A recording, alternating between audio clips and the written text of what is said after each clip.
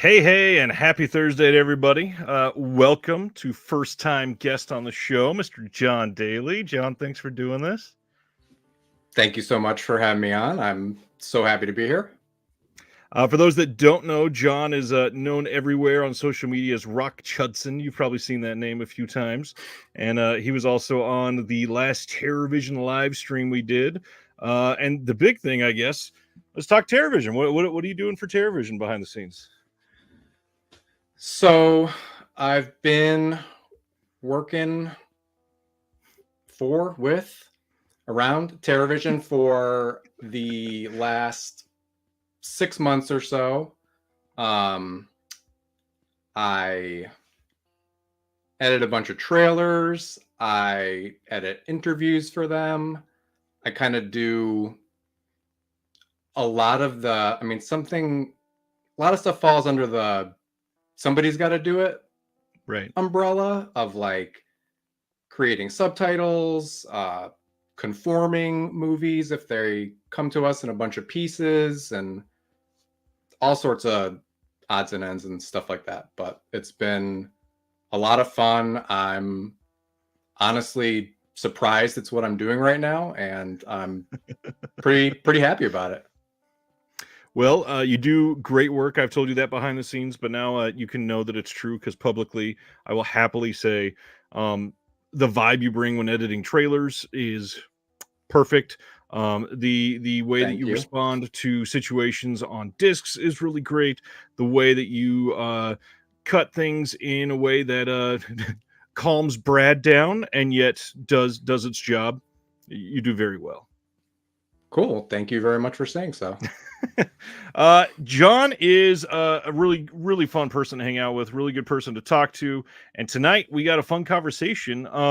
After our announcements tonight, we're going to be talking about, if you've seen the title of the video, the things in a movie that make you automatically invested.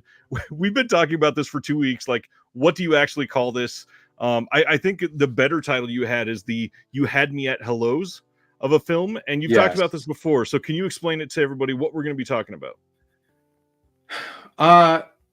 So yeah, mostly we're just going to be talking about things that if a movie's got them, it's already, I guess we first described it as it's already getting points right out of the gate. Certain situations or actors or themes, things that just work for each of us. So I think it'll be a really interesting conversation for us to have as we're getting to know each other's taste in movies. It's basically just like a fancy way of saying like, this is my taste in movies, but it's like a slightly strange angle. Maybe. Tell me what you're into, essentially. And the cool thing is with a live chat, we can hear from everybody else the type of things that you're going to say. So as we start the conversation, we really want to hear those tonight because these are the sort of things. I know there are other podcasts like Pure Cinema Podcast. They've got their handshake lists. These are the type of things. Mm-hmm. They're not specific films, but they're it's kind of like tropes. What's a trope or an actor or a director or something about a movie that the moment that you find out it's in the movie you're watching, you win. Like that's an incredible thing. I love watching films like that because immediately I know this has a leg up on everything else that I've watched in the last week, and I'm stoked to be watching this. So yeah, that's gonna be a fun conversation. But first, we always talk about pickups and recent watches. So John, what did you pick up recently? Well, let's see what we got here. The OCN stuff that I've got is, nothing crazy. I got the Vinegar Syndrome subscriber package, which I think was just these 3. Is that true? I think so. Yeah, because one of them's a double feature, so it's actually 4 movies. 4 movies. I haven't watched any of these yet. I think the Maya and the Spectres is the one that I'm kind of most curious about. Followed by Singapore Sling, and then I don't know. They're doing a lot of 60s stuff lately that like I watched the Horrible Dr. Hitchcock, and it was was all right, but it wouldn't be on the list for later. It's not one I of the get that. things that but I got Going South. Nice. Again, you can see it shining, so you know I haven't watched it. What else? We got Story of a Junkie, which this does, some of my check boxes got checked by this movie. This one's actually pretty cool. I did watch that. Let's see. Got The Last Slumber Party. Ooh, a lot of people were after that one. Yeah, that was the last one I watched. It was all right. I mean, it got the job done. And yeah, what else? I got a couple.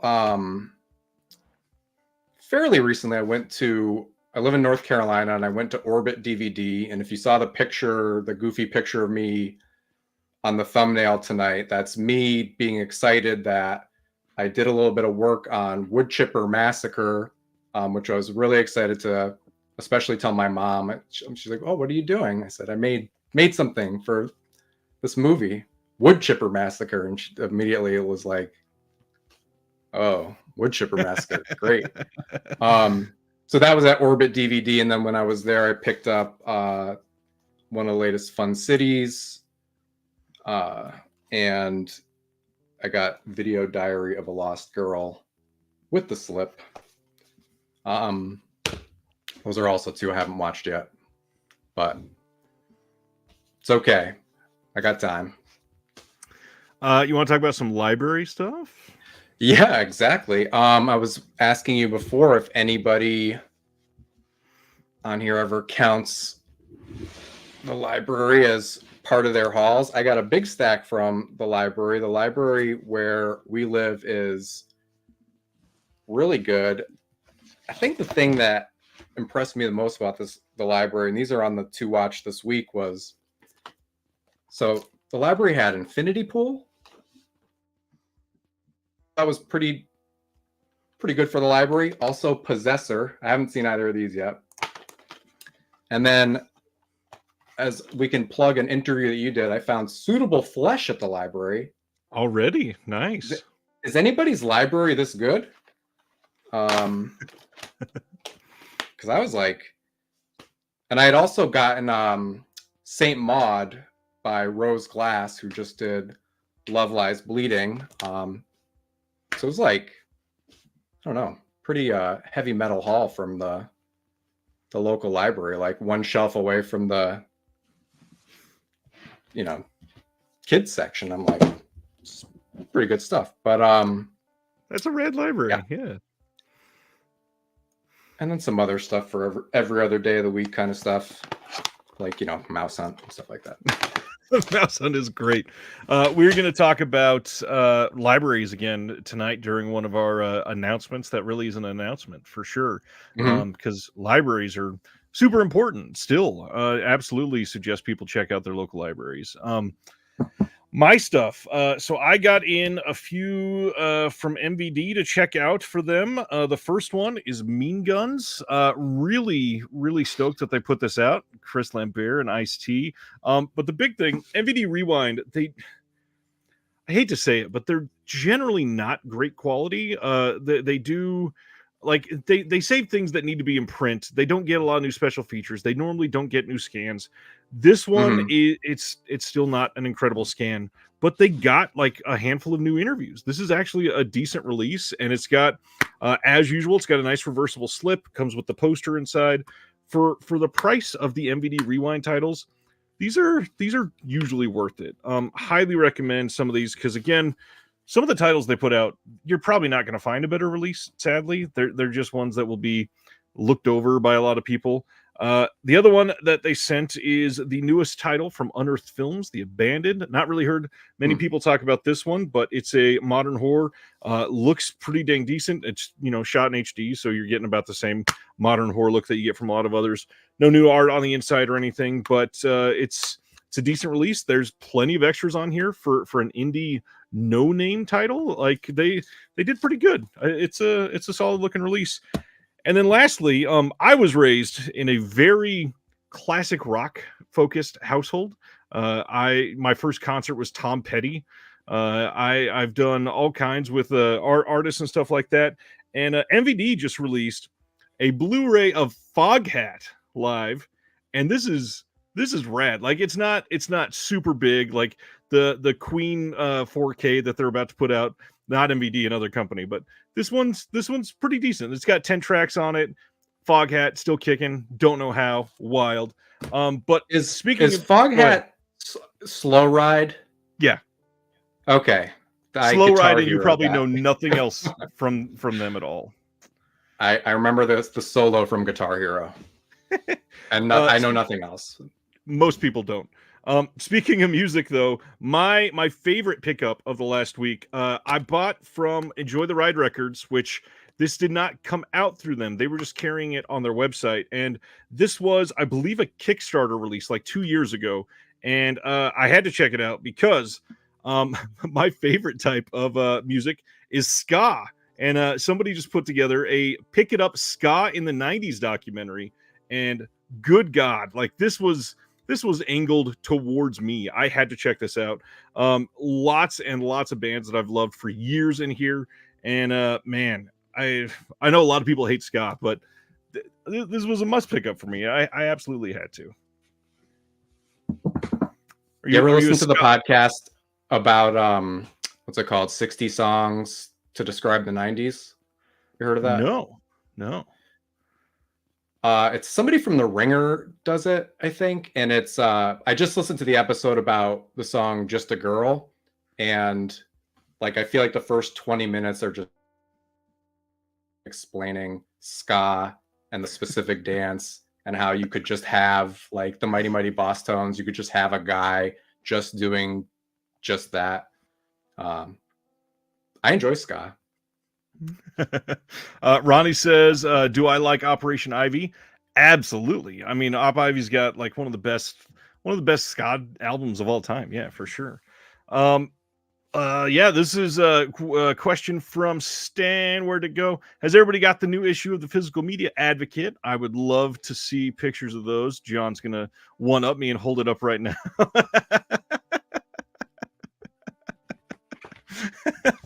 Oh man, I am I'm jealous. I am dying to be able to hold these. I think I'm not going to be able to get mine till Tuesday or Wednesday of next week. I mean, we haven't talked about it. What do you think of it in person? How do you feel? I love it.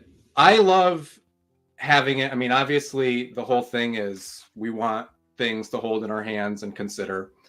Right. And as somebody who worked in video stores, both corporate and independent, in the 90s and the early 00s, like my favorite day would be when the mail came and we would get the, like, I think there's just a magazine called Video Store Magazine, and you probably see like, there'd be all these pages that are just like $8 million hit, and it would like tell you like movies that it's like, I don't know. This isn't like that. This is better than that, but it just reminded me of having that. I like the part that reminds me of that is just the big list that you can pour over and you don't have to scroll all day. Yep. Which is another beauty of it. And there's there's just I know I'm going to discover, I'm looking at like, just podcasts to support, like just a lot of cool stuff that, where else am I going to hear about it? I love it. It's a good point. I appreciate that. Terry says, my old man eyes will appreciate it, having it in hand. Will says, I like ska, Mephistopheles, the specials, madness, all that. Man, I know it's a very cliche thing to say when anybody mentions Mephistopheles, but their cover of the Bumblebee Tuna song, freaking amazing. It's so good. Oh man. Recent watches, other than stuff that we're working on for TerraVision, what have you been pouring over? Let's see. I made a list so I don't forget. So I've been to the theater twice in the last couple weeks. The 10 out of 10 screening for me was Love Lies Bleeding. Nice. That, I saw it with a friend who, it's our kind of movie. There was nobody else in the theater. I mean, like, I think, it was like, down south in the middle of the week. It didn't seem like a movie a lot of people would be clamoring Right. for. Yeah, I mean, it's Katie O'Brien in it is just like, she's just a shooting star, like total star-making performance. Kristen Stewart's great. Like, you forget Ed Harris is Ed Harris somehow. There's like each mullet is better than the last. And yeah, it's scary. It's like gross in the right way. I don't know. I mean, I could go on and on about it, but that was really good. Me and the same pal went the next week and we saw Late Night with the Devil, which was all right to me.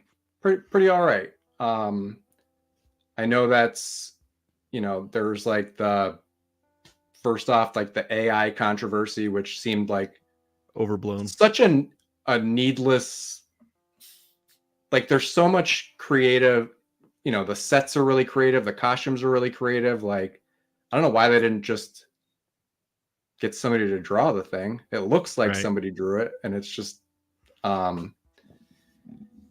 yeah. And I guess like I enjoyed watching it. That one, actually, there was some other people in the theater, although I think we lost 4 people when we got up by the end. There was a few people I think walked out of that one, but yeah. Have you seen it? I've not been able to go to the theaters in probably about 6 weeks, actually. But my big thing is we are the wife and I, we're going out of town tomorrow, and I was kind of making it a point for us to go to the theaters at least twice this weekend.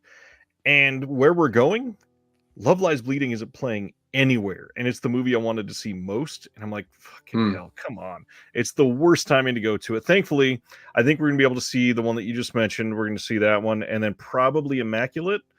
It seems like the good choices right now. Yeah, we figured we were debating between that and Immaculate, but it felt like Immaculate probably has a little more. Yeah. It says hitting Shudder soon. Interesting. John, it is playing in KC, but we're not going to be in KC tomorrow. And also, it's playing where we're going tomorrow, or it's playing where we're going, just not tomorrow. It's playing up through today, and it's the end of the run, it looks like. So, yeah, kind of sucks. Well, luckily, these days the theatrical window is so small. I don't know. Especially for indies, like you can't keep them in the theater for more than, like, it's a miracle if some of them get 2 weeks. But yeah, I mean, at least I'll have some choices, and it seems like a pretty damn good month for horror and exploitation and random alternative titles. Like, definitely got to jump right in for sure. Yeah, we saw a trailer for. Have you heard of In a Violent Nature? I have. I'm dying to see this movie. It sounds pretty great.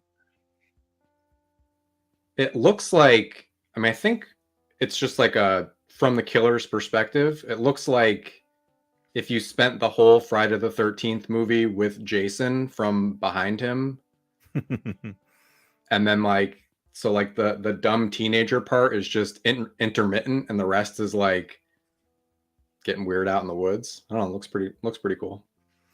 Could be totally gimmicky, but looks well shot. I don't know. Sounds worth it. Anything else you've watched that you want to highlight? What else did we watch? Watched Priscilla. Oh yeah, how was that? It was pretty good. Wasn't we watched that, and then we also because Virgin Suicides had been on our list for a long time. I hadn't seen it in like 20 years. Good movie. And yeah, I think both are like it's like both ends of a just career that is dedicated to exploring boredom, which is somehow very entertaining, at least to me. Maybe not everybody, but Totally get that. Few things I watched. First off, don't ever talk about them enough, but a couple shorts that are fairly new. They just put out a brand new Spider-Verse short. It's called The Spider Within. I think it's listed as like 7 minutes on YouTube, but it's official from Sony, like as part of the Spider-Verse. It's just not a part of the film.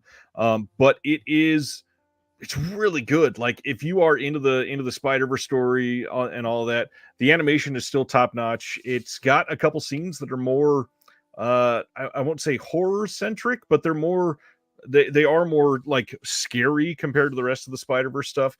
There's an actual spider swarm scene that looks terrifying.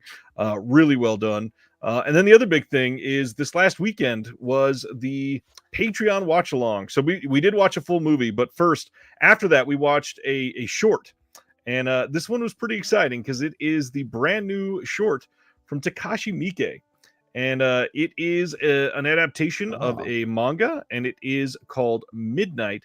And this one's about 20 minutes long, and it's pretty damn exciting. It's really well made, filmed beautifully, obviously.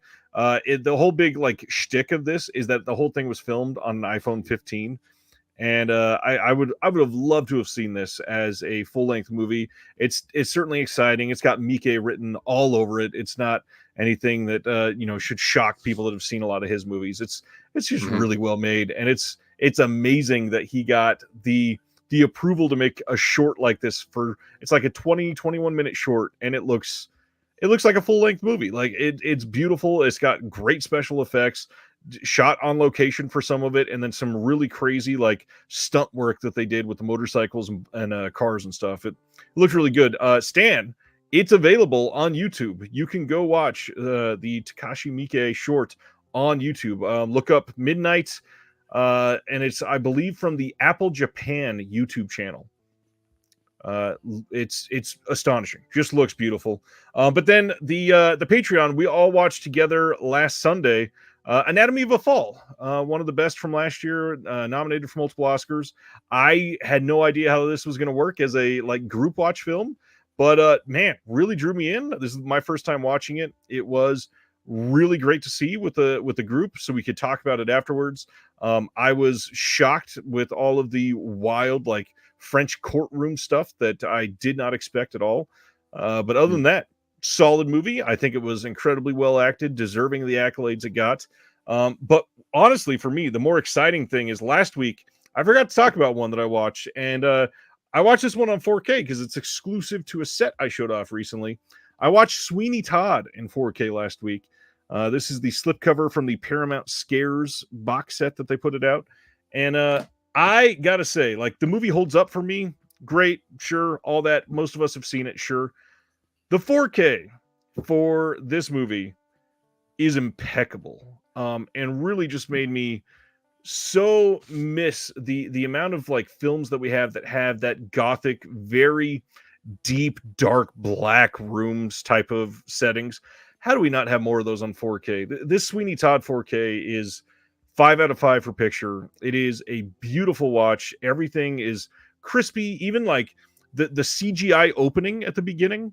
I was shocked that it looked as good as it did, because a lot of the stuff that is done in CGI, it comes across as corny or looks really crappy in 4K. It looks surprisingly good, but all the stuff that was practical and the makeup and everything, it is a really great 4K disc. People definitely should check that out. If it's one thing that you were worrying about, the way that this box set has gone, it does suck that it's exclusive to a box set that can be pretty pricey. But the disc is absolutely worth it.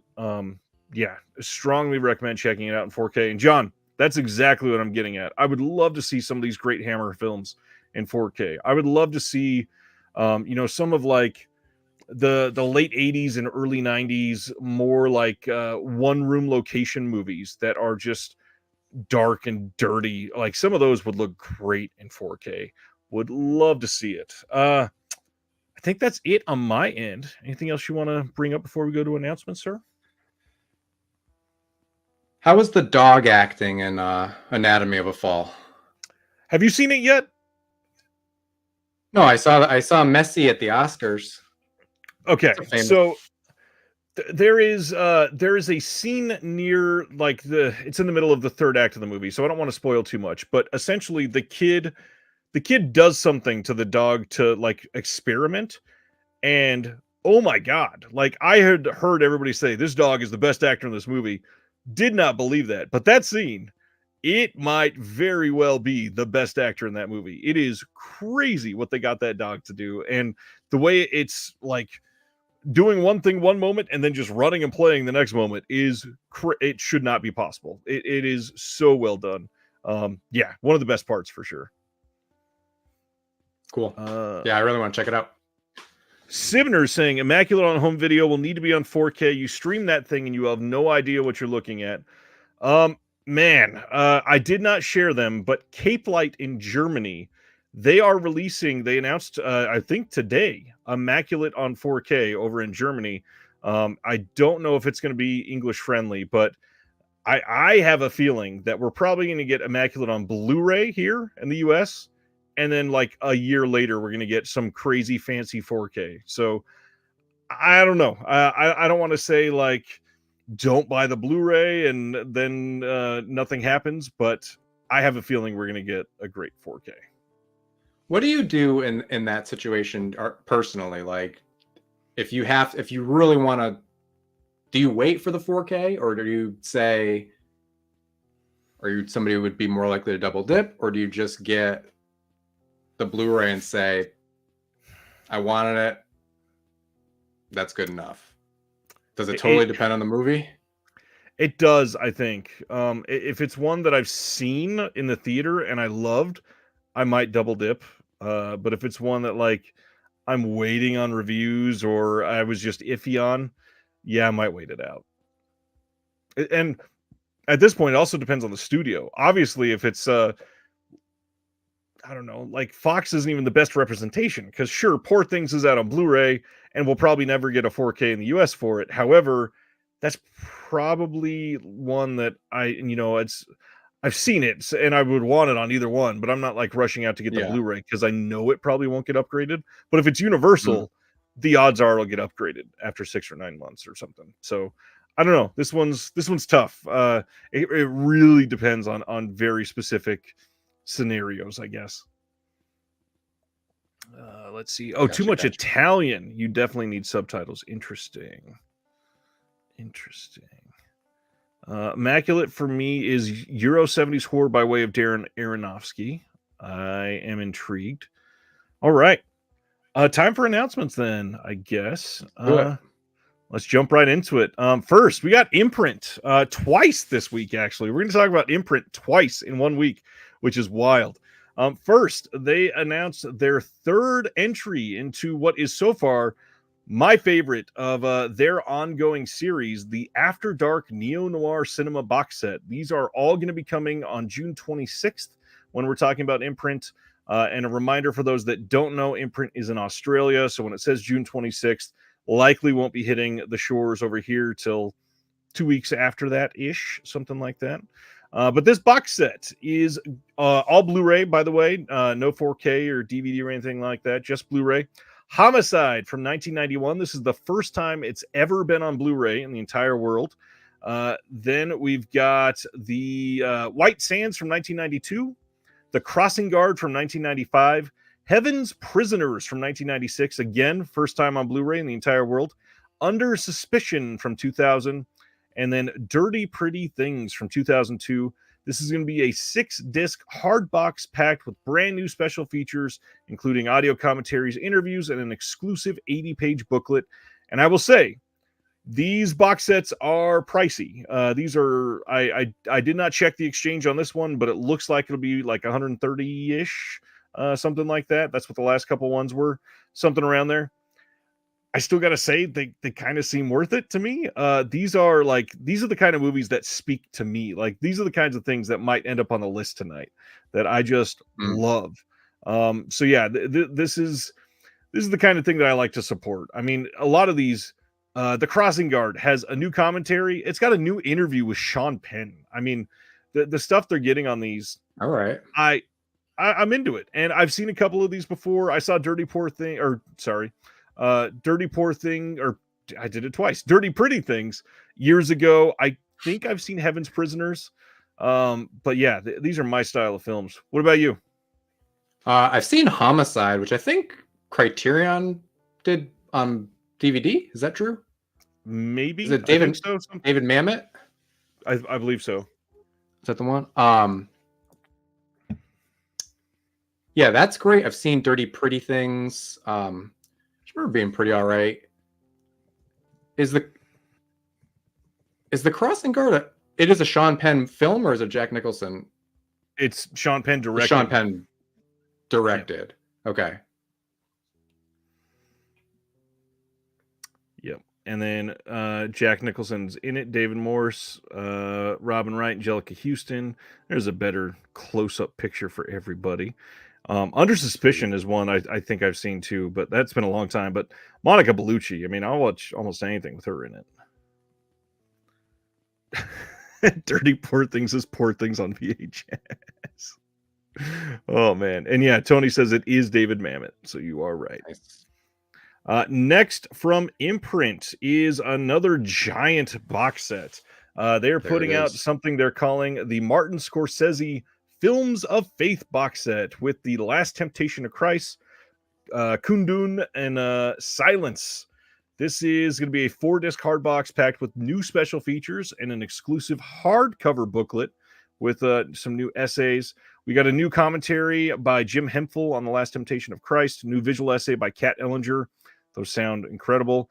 On Kundun, new commentary by Michael Berry and Peter Markham. And then there's a second disc, new appreciation of the Philip Glass score. We've got some documentaries on the making of, some portraits, some interviews, a bunch of archival stuff. And then Silence has a new commentary by Stuart Galbraith and more special features to come. This is a big deal. I'm not sure if any of these films have been available in Australia for a few years. I think they had The Last Temptation of Christ. Not sure on the other two, but how do you feel about these?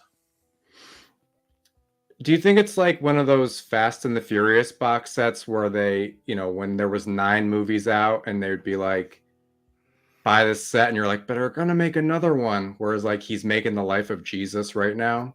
And then 1 year later, I don't know. But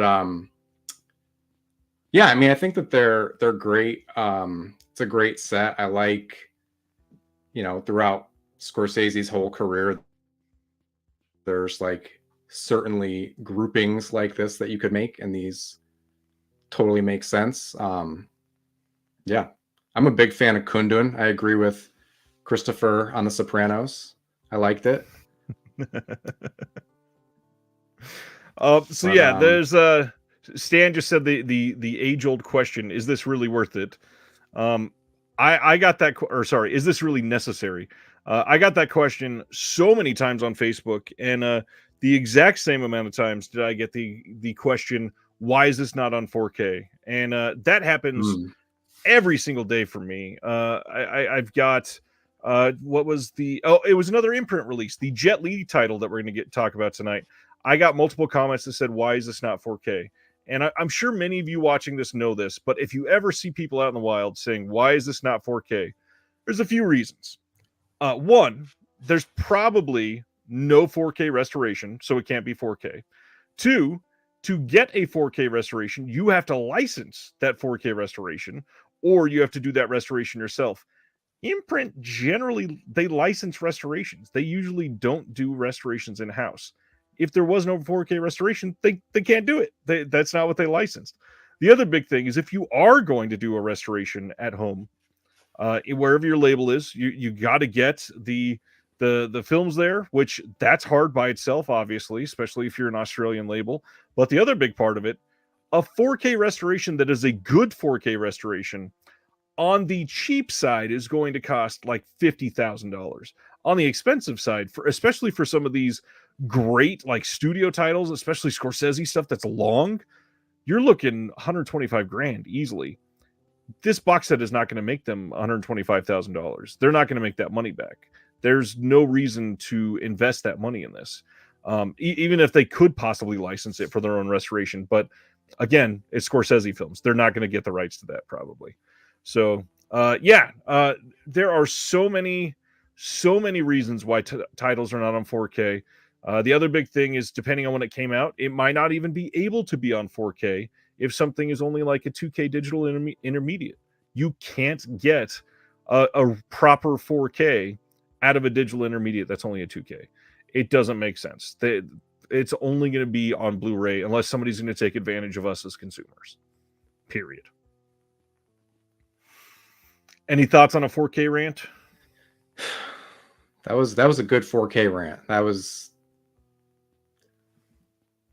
That covered a lot. They're only doing 1,500 copies of this. Is that like a? They only do 1,500 of every single title they release. And it's gone. It's gone. There's no. It's like no standard. Sometimes they do standards, but not every time. For this, I mean, it's Scorsese. They probably will, but it'll be individual titles, and you won't get the book, of course. That's the big thing. Yeah. I mean, I have Last Temptation and Kundun on Blu-ray, and I don't know. I think they look pretty darn good, but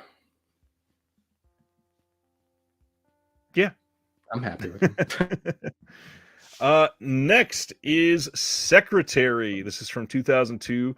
Yes, that Secretary, James Spader and Maggie Gyllenhaal. This is coming with a brand new audio commentary by film scholar and editor-at-large of Bright Walls Darkroom, Veronica Fitzpatrick. They also have an archival commentary on here. And then we got 4 brand new interviews with the DP, the producer, the art director, and then Stephen McHattie.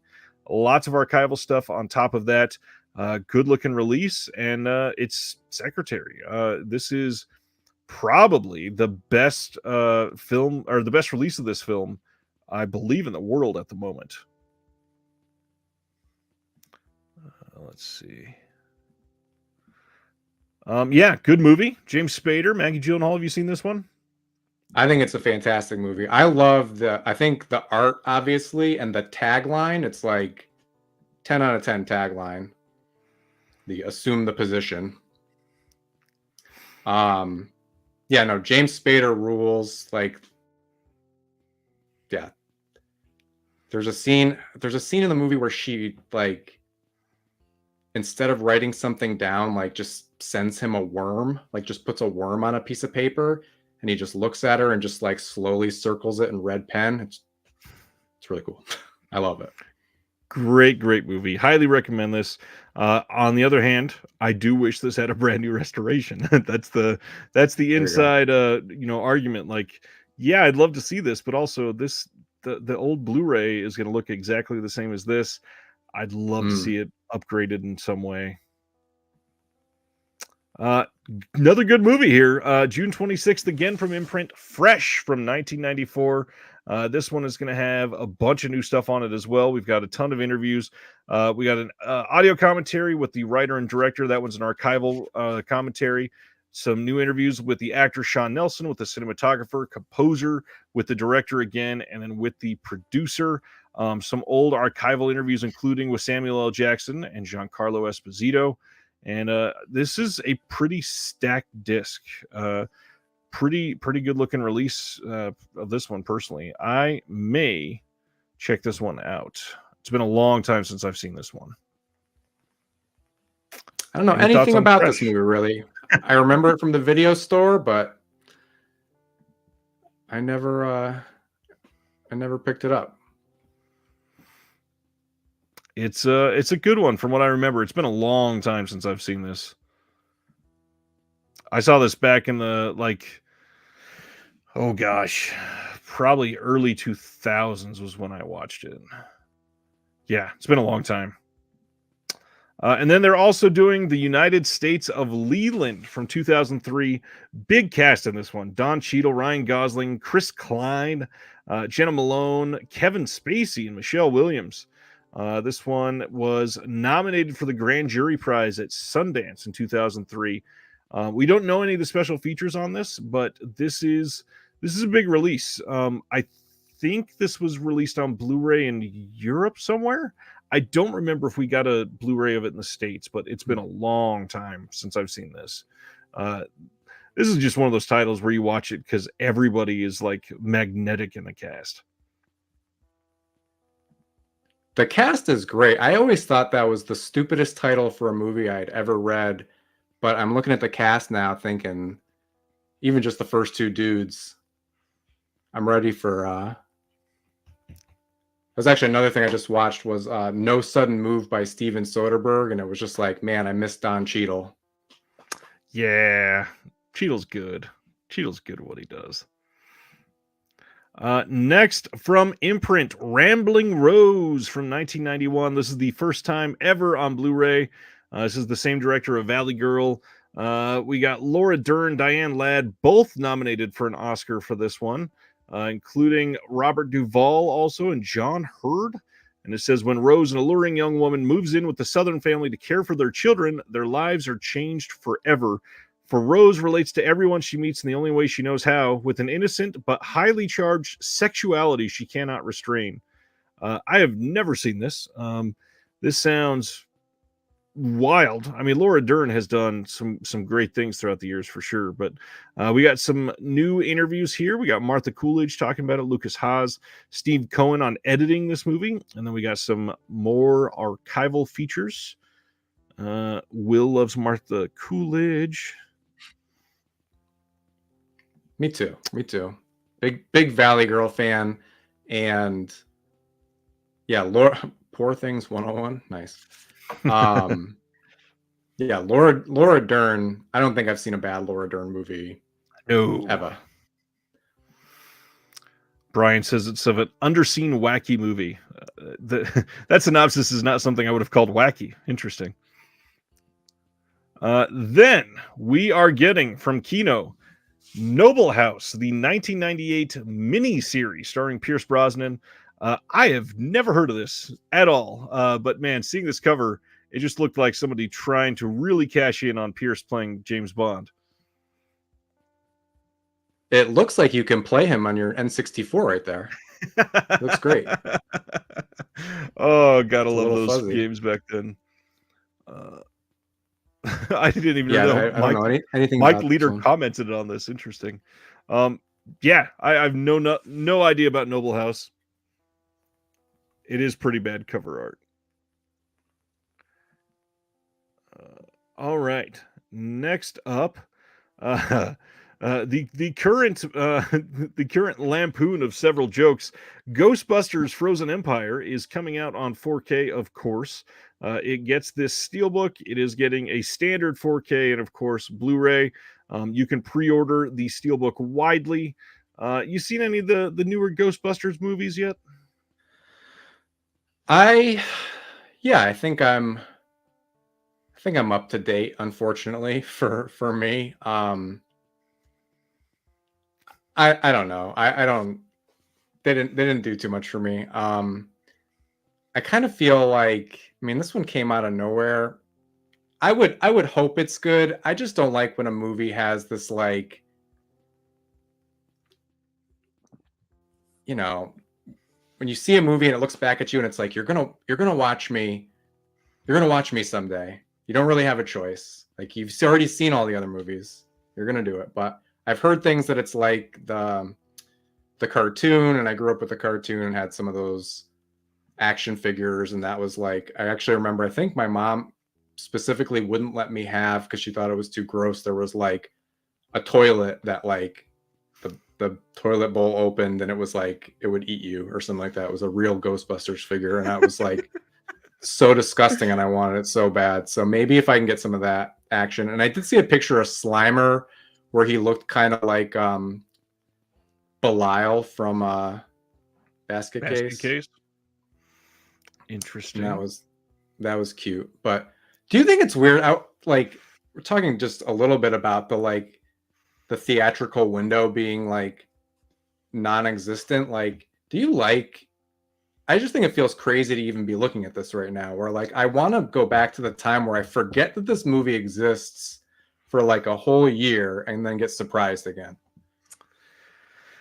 Do you feel that It's way? tough. Or It's tough. I like how do you explain this? Like, obviously, I would love things to be able to stay in the theater. I would love to be surprised seeing this come out in yes. 9 months. But at the same time, I want them to have a home video market that makes money. And with how quickly things are fleeting, sure, get it out. I'm not going to argue with you. That being said, Yeah, like I see your point. this was 5 days ago, so like last Sunday this was announced. I think this movie has been out 2 weeks now, something like that. But the Mhm. fact that tonight we are going to go over an announcement for a film that premieres tonight, that doesn't like that shouldn't happen. That feels really stupid. We did one. Oh gosh, I apologize, Chad. I know I've asked like 4 times, but there was the Meg Ryan movie like 6 months ago that got announced on physical Mm. media like 6 weeks before it was coming out in the theater. Why would anybody go to the theater? You already know you can watch it at home in just a couple weeks. That makes no sense. Yeah, I know my whole wanting to go in the past is just crying about things that like it's just not how things are. So it's a good point you make too. Just like if this is how it's, I mean, it's got to be. Right. Um, but you know, I was thinking today too, like I mean, like what are like the like Oppenheimer and Top Gun are like the only two I can think of that even felt the closest to the 90s. Again, we don't have to go back to the 90s, but like that, like holding on to them being like, you can't buy this for 6 months. I'm like, come on, I want to buy it. But I don't know. Although the Oppenheimer release was just over 2.5 months after the theatrical release, I think. Was it? Yeah, because it came out late July or early August, and we had that in our hands in October. Maybe there's just nobody has any concept of time, especially me. I don't know. Charles says, I think they like to put out things in multiple ways, formats now. The streaming is a big part of it. Obviously, when you put something out on VOD, for them to capture the money, they got to put it out on physical media around the same time as that, or nobody's going to pay for it. Craig, God, I'm old. Everyone refers to the old days of the 90s. Oh, man. All right, that's enough Ghostbusters. Right. Next, Sony Pictures, April 16th, they're putting out You'll Never Get Rich with Fred Astaire and Rita Hayworth. This is one of those movies that I think this is maybe the first Blu-ray release of this yet. And you always get surprised. You think of names like Fred Astaire, Rita Hayworth, and you go, yeah, all those movies are obviously out in Blu-ray for sure. But no, there's still quite a few. I think there's quite a few with Fred Astaire that still need to go out. So I'm glad this is coming. Not necessarily my sort of thing, but glad it's coming out. Yeah, I dig it. I like, you know, Top Hat fan. The bandwagon. Yeah, the cover art ain't great. What do you call it? You know what I really want is the not to like go on a tangent on every single release, but the Peter Bogdanovich movie that we'll probably never see, At Long Last Love, his like really weird like sung live Cole Porter musical with Burt Reynolds. Yeah, that's the weird shit I want to see. I don't know, but we'll take You'll Never Get Rich. Stan says, God, I'm so old. Everybody keeps referring to the 30s as the old days. It's a pretty recent movie, right? You'll Never Get Rich. That came out kind of recently. Theatrically. Yeah, brand new one, 1941. Still with us. By the way, for those listening later, Sibner is saying in the chat that Oppenheimer came out on July 21st, and then the 4K came out on November 21st. So it was 4 days or 4 months in between. 4 days. 4 months is a little longer, but still not. I mean, back in like the 90s, you were talking sometimes some of that stuff took like more than a year usually to come out on VHS. Especially if it was like a Christmas movie, like the Grinch, they'd wait. Like if it missed one Christmas, they'd wait a whole other Christmas. It was crazy. Never got your movies. Yeah, that's true. Let's go to the next 100 years. Next one is another. Wow, let's just click the wrong thing and talk about City of Hope. April 16th, Sony Pictures also releasing City of Hope from 1991. A John Sayles film. Kind of surprised Sony's releasing this themselves. I'm especially after last year. I would not have been surprised if Criterion got this one. If I remember right, this one has always had some sort of music issues. So either they worked that out, which Sony's done a lot with music issues over the last year. So I wouldn't be surprised if they figured it out, because American Pop was one that they put out that people did not expect them to be able to get. A couple others like that. This is a pretty big one. Any thoughts? Not too many. Vincent Spano, he's always good. But man, speaking of stuff that got a lot of attention this week, Kino putting out The Perfect Weapon from 1991. This is coming on Blue on May 21st. And this got so much attention on the Facebook post for this announcement. Brand new 4K restoration of this movie from the OCN, but yet again, not coming on UHD. They aren't going to do a HDR grade and all that other stuff on this. New audio commentary with the director and also Mike Leader, who we were just talking about, commenting on one of the other posts. There's an interview with Jeff Speakman, the star of this, and it's a decently lengthened. It's 23 minutes. That's a pretty good interview for somebody that starred in a movie like this. A couple other archival things, but this is one that a lot of people are fond of. Have you ever seen this one? I don't know anything about this, but I'm looking at it being like, if I needed one more movie to get over the free shipping threshold, oh my God, I'd buy this. This is the perfect add to order. In the random Kino way. I feel like every Kino order I do has something where it's like I can explain like 5 of them, and the 6th one I can't explain every time. It would be this, but it looks really cool. Man, we were talking in the Discord this week because this was so odd, but the link for the Kino sale leaked online this week. Somebody found it. And it wasn't live yet, but all of the titles were there and people could see what was supposed to be on sale. And we had quite a few people that put like 30 titles in the cart that they wanted just to see what they would cost when the sale actually started today. Kino sales are always fun. Yeah. It's the perfect blind buy. Love that. Another big one from Kino. We announced this, I believe, last year, but we got some details. May 21st, we are getting Death Machine on Blu-ray. This is the 1994 Death Machine, and this is going to have 2 different discs, which is pretty rare for Kino stuff. On disc 1, we got the US version, which is 100 minutes, brand new 2K master from an Interpositive, new commentary by James G. Chandler and Ash Hamilton. Then there's also a new director's cut on this disc, which is 106 minutes. New commentary by the director on this, and Michael Felsher is on the commentary with them. New technical commentary by the director as well. And then a new audio conversation with the director and the creature makeup artist Alec Gillis. And then on disc 2, the foreign version of this, which is 122 minutes. Restoration on that is from 2019. And then a whole bunch of random archival featurettes on this. Big stacked release for them.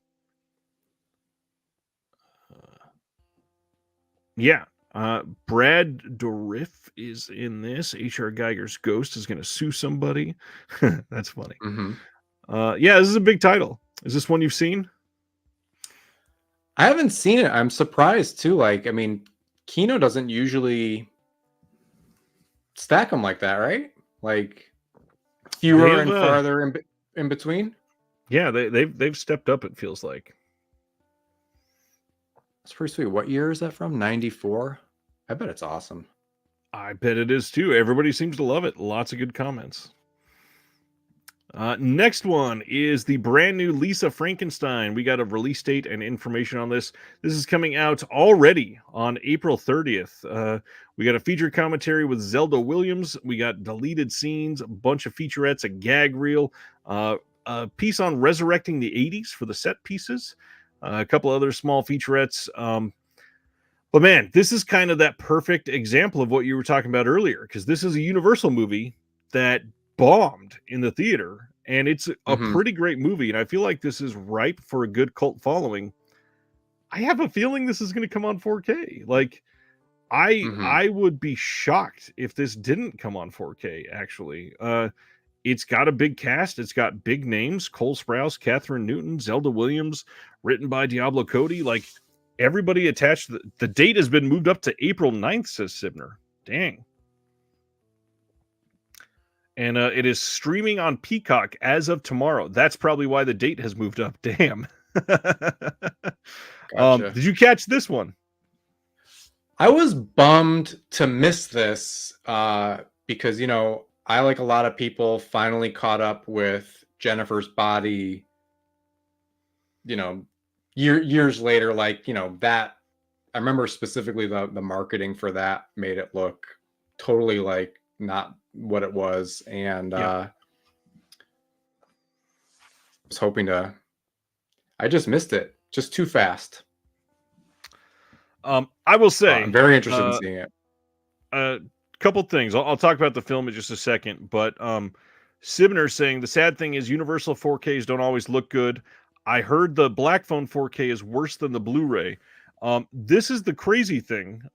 This movie that he's talking about, the Black Phone, got a 4K in the US months after it got a Blu-ray, and it got a 4K over in Germany. And the 4K in Germany is much, much better than the 4K in the States.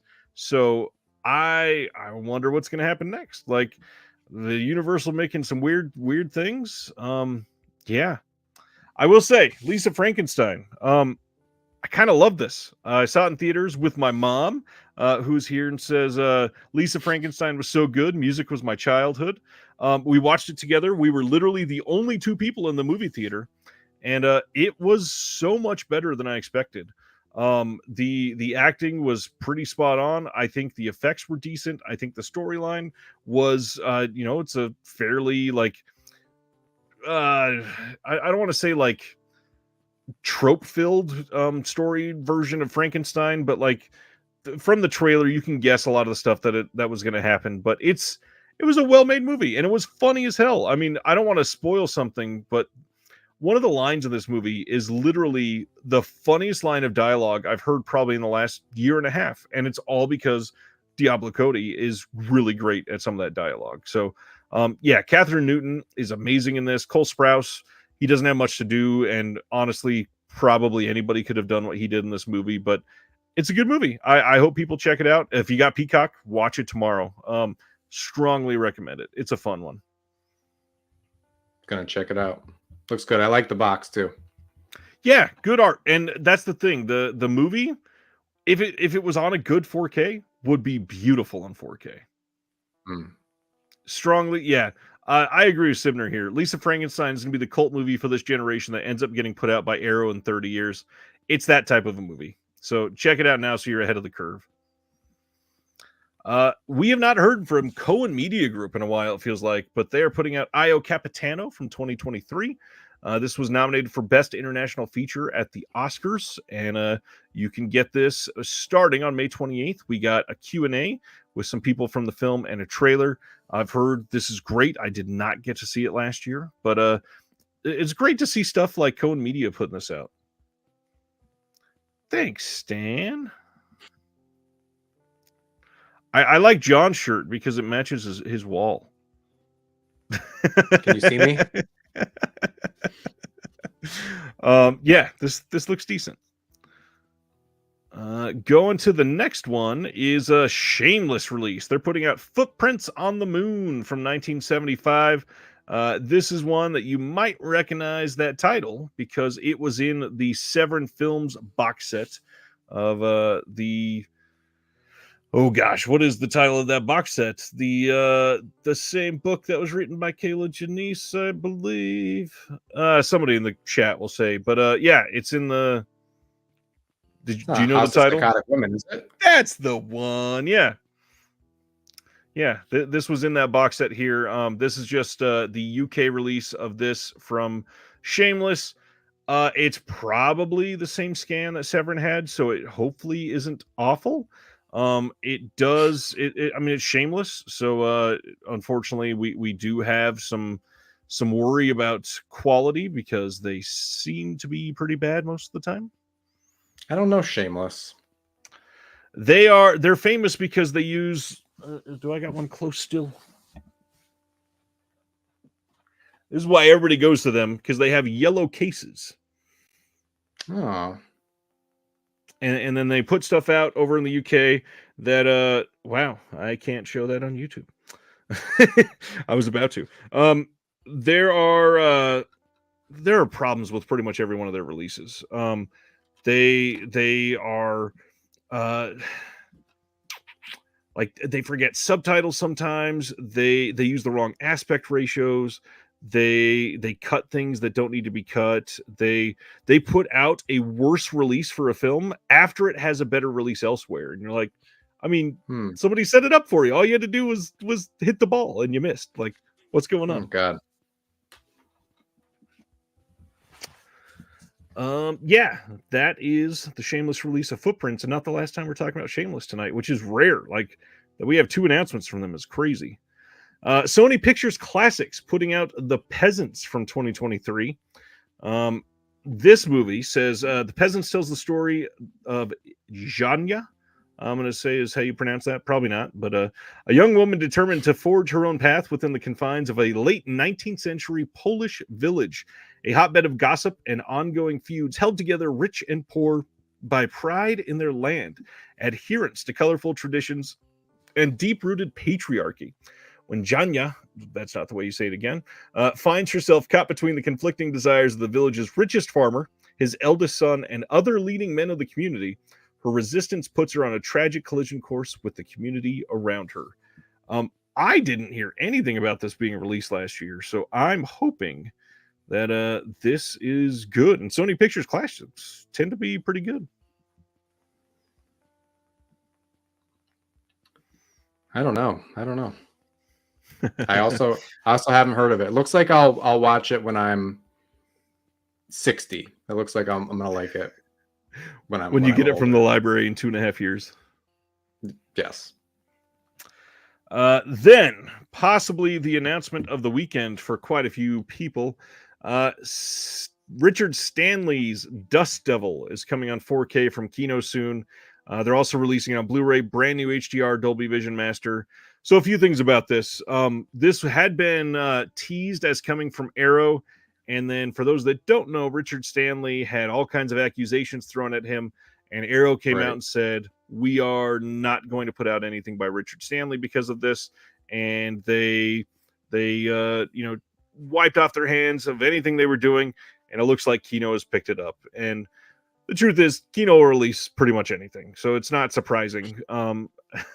I know that there are a lot of people that are like, Richard Stanley's fully innocent. I believe the court found him innocent. He was acquitted or whatever, and that for a lot of people is enough. A lot of other people, they say that's not enough. However, is getting a release. That's the big thing. Is this movie is hard to find on any sort of release right now. Also remember, this is not the cover art. This is just the announcement poster. I know a lot of people don't like this art, but yeah, they will hopefully be doing something different, and generally they do. So keep in mind, this was also just announced without a date. So we will find out something about this probably in a year or so. But yeah, as Brendan Timmons said in the chat, unfortunately, even shitty people can make great art. And also a reminder, I do my best to separate the art from the artist on this channel. There are hundreds of people that worked on this movie. They all deserve recognition and support for their work. It's not just, that's a good point. It's not just Richard Stanley. I know that there are a lot of people that saw this was announced and said, nope, I'm not going to do anything about it. But this is it's a good release. I'm glad that it's coming out. It's from Kino, so hopefully it looks good. I know that they've had one bad 4K in the last handful of months that people are pretty upset about, but hopefully they do right by this one because a lot of people are going to want it, guaranteed. I'll just say my favorite book from last year was a book called Monsters: A Fan's Dilemma that tackles this sort of like the mental, I don't know, mental gymnastics isn't quite the right word, but like, you know, the author starts with, you know, like Roman Polanski's like the first chapter, and she's like, I love Rosemary's Baby, and that's also my favorite movie. So it's like the book immediately caught me with that, but it's like it's a really interesting study of this dilemma. Highly recommended. Interesting. Where it is, and what you said too, that it's like it's not one person making a movie, and if like the, you know, I don't know. I agree that there's times that you feel like you can separate it, and there's times where you feel like you can't, and everybody has puts a different weight on that kind of thing. So that's true. That's true. Stan says, "What's that book called again?" It's called Monsters: A Fan's Dilemma, and the author is, I just had it up. It's Claire Dederer. I don't know. That sounds wrong, but Dedderer. Really cool book. Yes, Will. Those are the ones I'm talking about. But I also did say that already, that Stanley was acquitted. I'm just saying, for a lot of people, that's not enough for some reason. Yeah. Furthermore, it sounds like this movie's about a vacuum anyway. Are you saying that the movie sucks? No, it's just called Dust Devil. Vacuum sucks. I don't know. That was the joke. That was for Dr. Will joke. He laughed. It's okay. I'm the one that laughs at most of my jokes. Anyways. La Femme Nikita coming in a 4K Steelbook from Sony on June 11th. This is going to be restored from the original negative, presented in 4K with Dolby Vision. It's Sony, so that's how they usually do it. They put something back in a Steelbook, and they put Dolby Vision on it. Yeah, Luc Besson, another one that's been on touchy cancel culture grounds. Yeah, what do you think of the La Femme Nikita? I've never seen it. I'm interested to see it for sure. I've seen his stuff from the 90s. Yeah, again, another dude who's like, you know, you gotta weigh how you feel about all that shit. It sucks because you just want to like not read anything ever and just be like, I want to enjoy this, but I've not seen it. Have you seen the movie? I saw La Femme Nikita years ago. I confuse it with like 3 other movies from around that time that are very similar. So it's just been so long. I kind of count it as not having seen it. I also like, I need to see The Fifth Element again. It's been years since I've seen that one. I need to see Leon the Professional again. It's been a long time since I've seen that one. Just that something about that era. A lot of these just blend together in my mind. I was very young when I saw a lot of these, and I think watching them with an adult mindset that knows a little more about film and has not like that I'm this old, super experienced person or anything, but like the fact that I've had some life experiences. Films like this tend to mean more on rewatch now. So a lot of times it feels like I've never seen them because I'm living them differently. Well, you can always also catch the Bridget Fonda Point of No Return remake if you want to avoid Luc Besson. True. Going to the next one. This is this is a rare type of release that we don't normally talk about on this channel. Dead Vision Productions, which is a small company that has mostly done their own production of like some random indie shorts that they've done, led by Lucky Cerruti, who's been on the channel before. He was one of my first interviews on this channel, actually. They are Nice. releasing Agony all the way back from 2015, and they've started doing this a little bit where they are doing this like distribution game for some splatter type films, like underground indie horror that nobody else is releasing, not even something like Unearthed Films.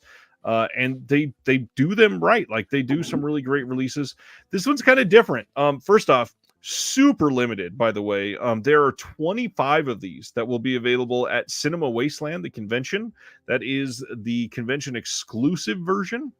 And then the other version that is going to be limited to their site will also only be limited to, this one is 50 units, I believe. And so if you really want it, April 19th, that is going to be the pre-order date.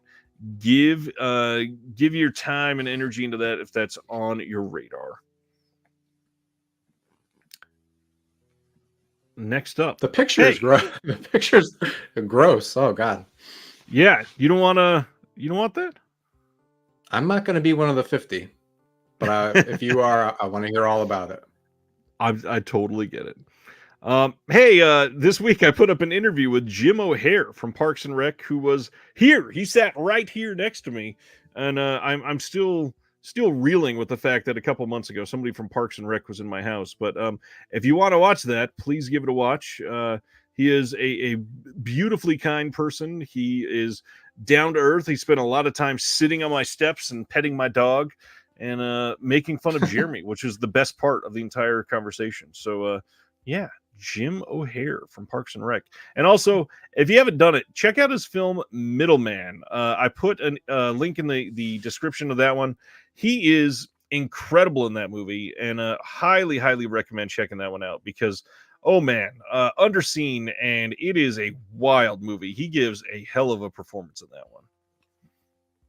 You can also look up fart attack, and you'll get a good result from Parks and Rec. Does he live close to you, or no? He lives. He lives close to Craig, actually, down in LA. He was doing dinner theater due to the strike. He got hired to come do dinner theater about 20 minutes away from me. He was here for, I think, only 3 months. And then right when I interviewed him, he was about to leave and head back to LA and get back to work on some other stuff. But yeah, just being a friend of a friend. He genuinely is a close friend of Jeremy's. And yeah, we got to set it up, and he drove over here and we hung out for a couple hours. Good dude. Very cool.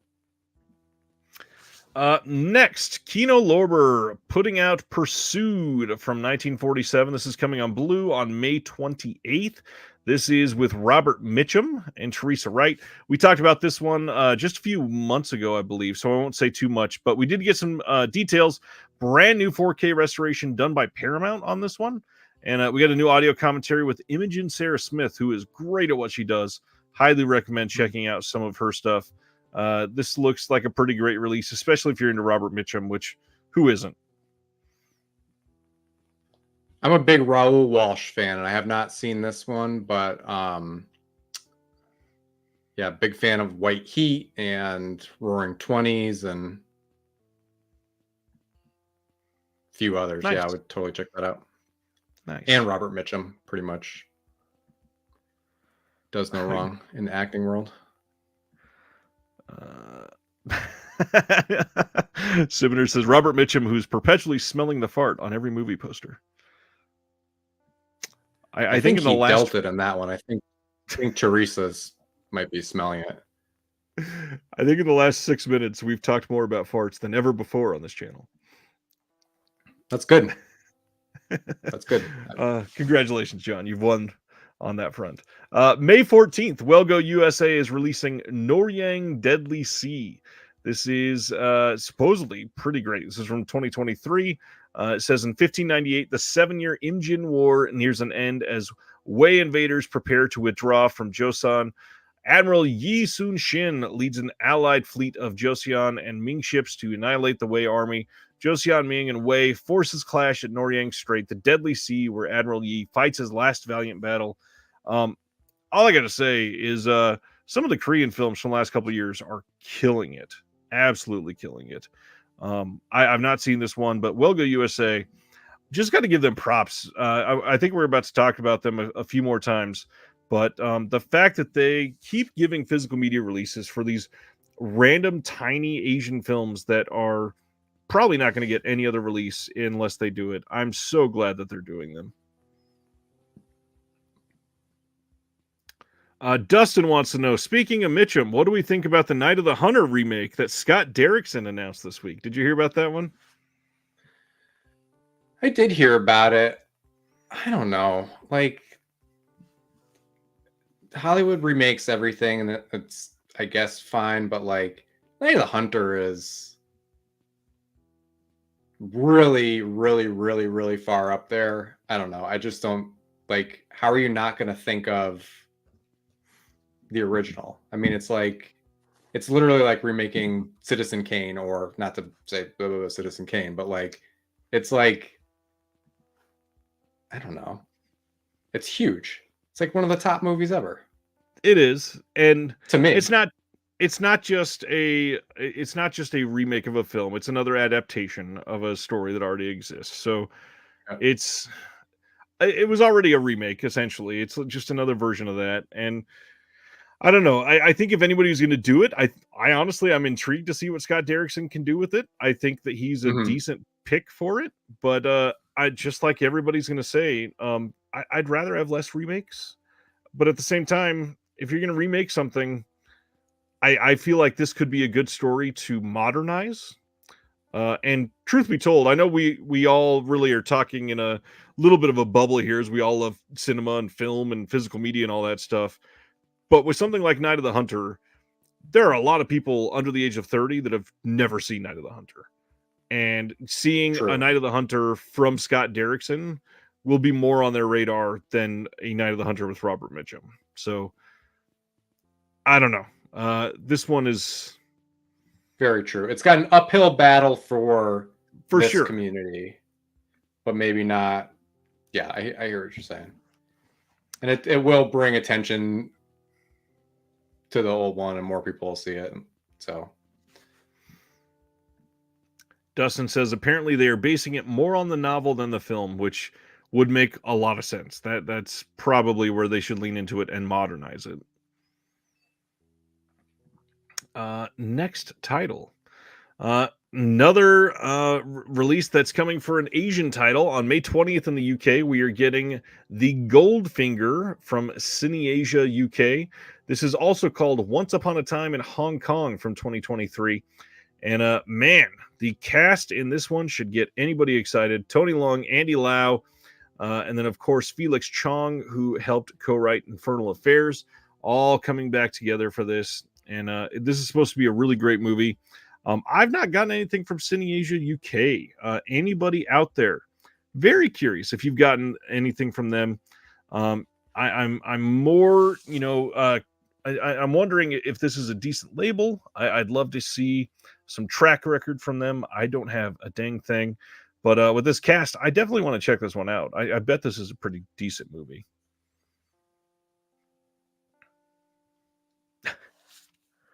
You said it.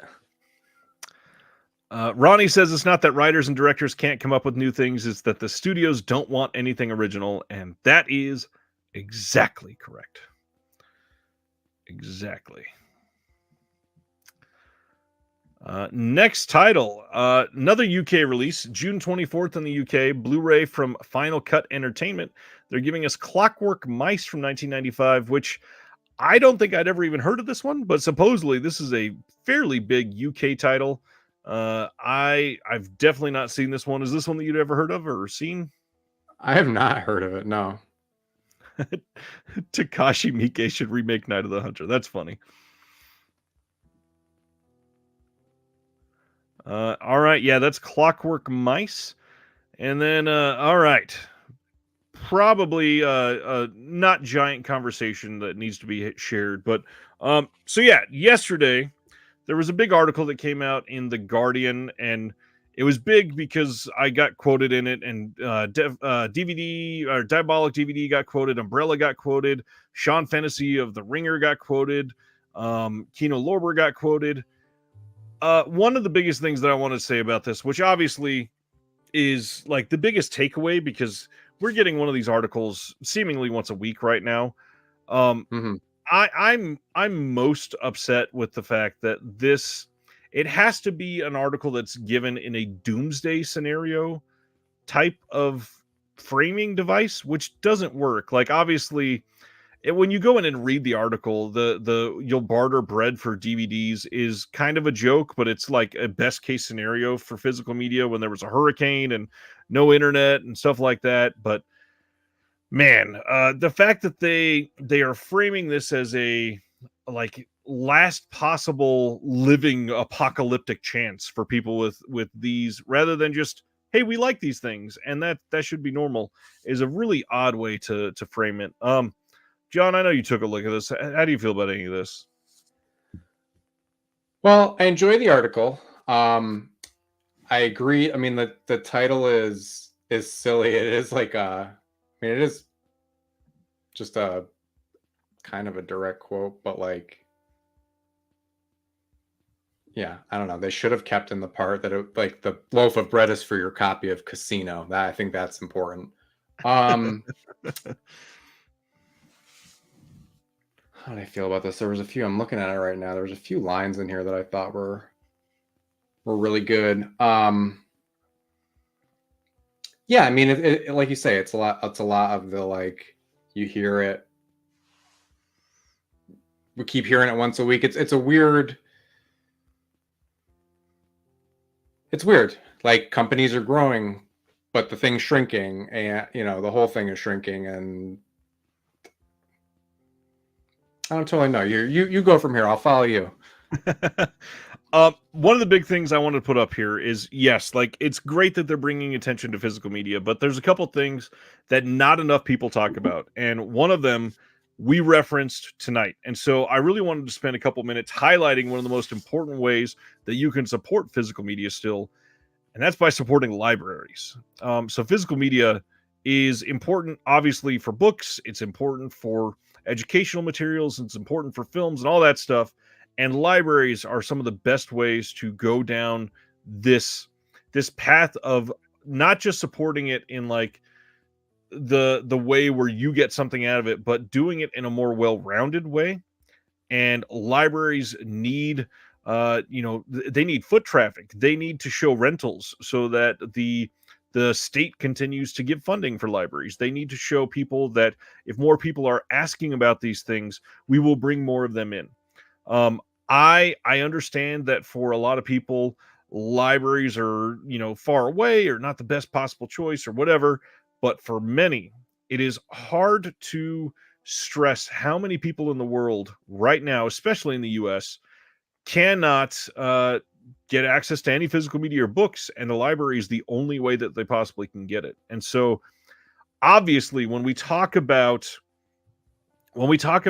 things like supporting physical media as a whole, it can come across as very elitist. And so I think that we need to really look at the accessibility of things and understand that without libraries, without streaming as a part of this as well, there's so many ways that people can have access to films that isn't just literally buying physical media. And there's a lot that can come out of this. There's a lot that somebody can read this article and jump in all in with vinegar syndrome or something. That's great. But at the same time, one way that you can really make a big difference is once a month, instead of streaming a movie, go borrow a movie from a library and just be that extra tick mark for that library to show that they're getting a little bit more traffic. I think that's very, very well said. Yeah, I mean, I'm like somebody, I don't know if this is to the point or what, but like, I'm somebody who like,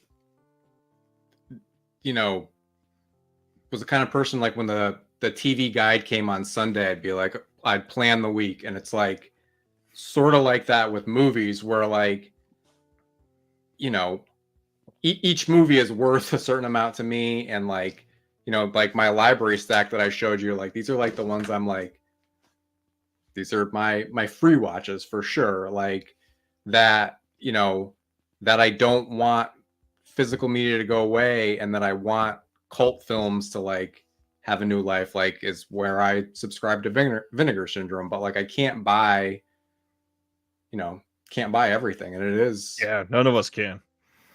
you know, I wish I could, you know, go in a couple other lanes than just that I tend to, you know, stick to a few labels. I was thinking too, like I don't even have a region free player, because I'm like, I just know, I'm like, I just can't afford it. Like I'll just go nuts. But not exactly to the point, but it is, I 100% agree with what you said about libraries. And you know, even it makes me think back when I used to work at Blockbuster, and when things didn't rent, this is a totally different thing, but when things didn't rent at Blockbuster, they would throw them away. And I mean, I don't know, that's what they all went in my car, by the way. They never made it to the dumpster. As much as they could, but yeah, no, exactly. Like to hit a budget year after year. Didn't even think about it like that. I also I got to point out, I'm kind of saddened by the fact that I spoke to this reporter for 75 minutes, and the one quote they used for me, and you only said one thing. The one quote they used was me complaining about streaming rather than all of the positive things that I talked about in the call. Oh man. Yeah. And my quote in there, which I stand by 100%, I do want people to recognize that when you're seeing like 4K streaming from Netflix and stuff, please share the word that this is not the 4K that you get on a 4K disc. It's not the same thing. It's not the same quality. It's not the same visual aspect. All of that. It's condensed to hell. It's compressed. It's got worse encoding. The bit rate is literally like usually close to like, I don't, less than 20% of what you get on a disc, on a good disc at least. But you're talking like 15 megabits per second, something like that. And on a good disc, you're looking at like 85. It's wild that they get away with it. But at the same time, it looks better than the stream that's not 4K. But either way, it's rough out there.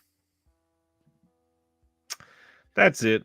Check out the article. Obviously, covering physical media is important, and I stand by it. But I feel like the article could have done things a little bit differently.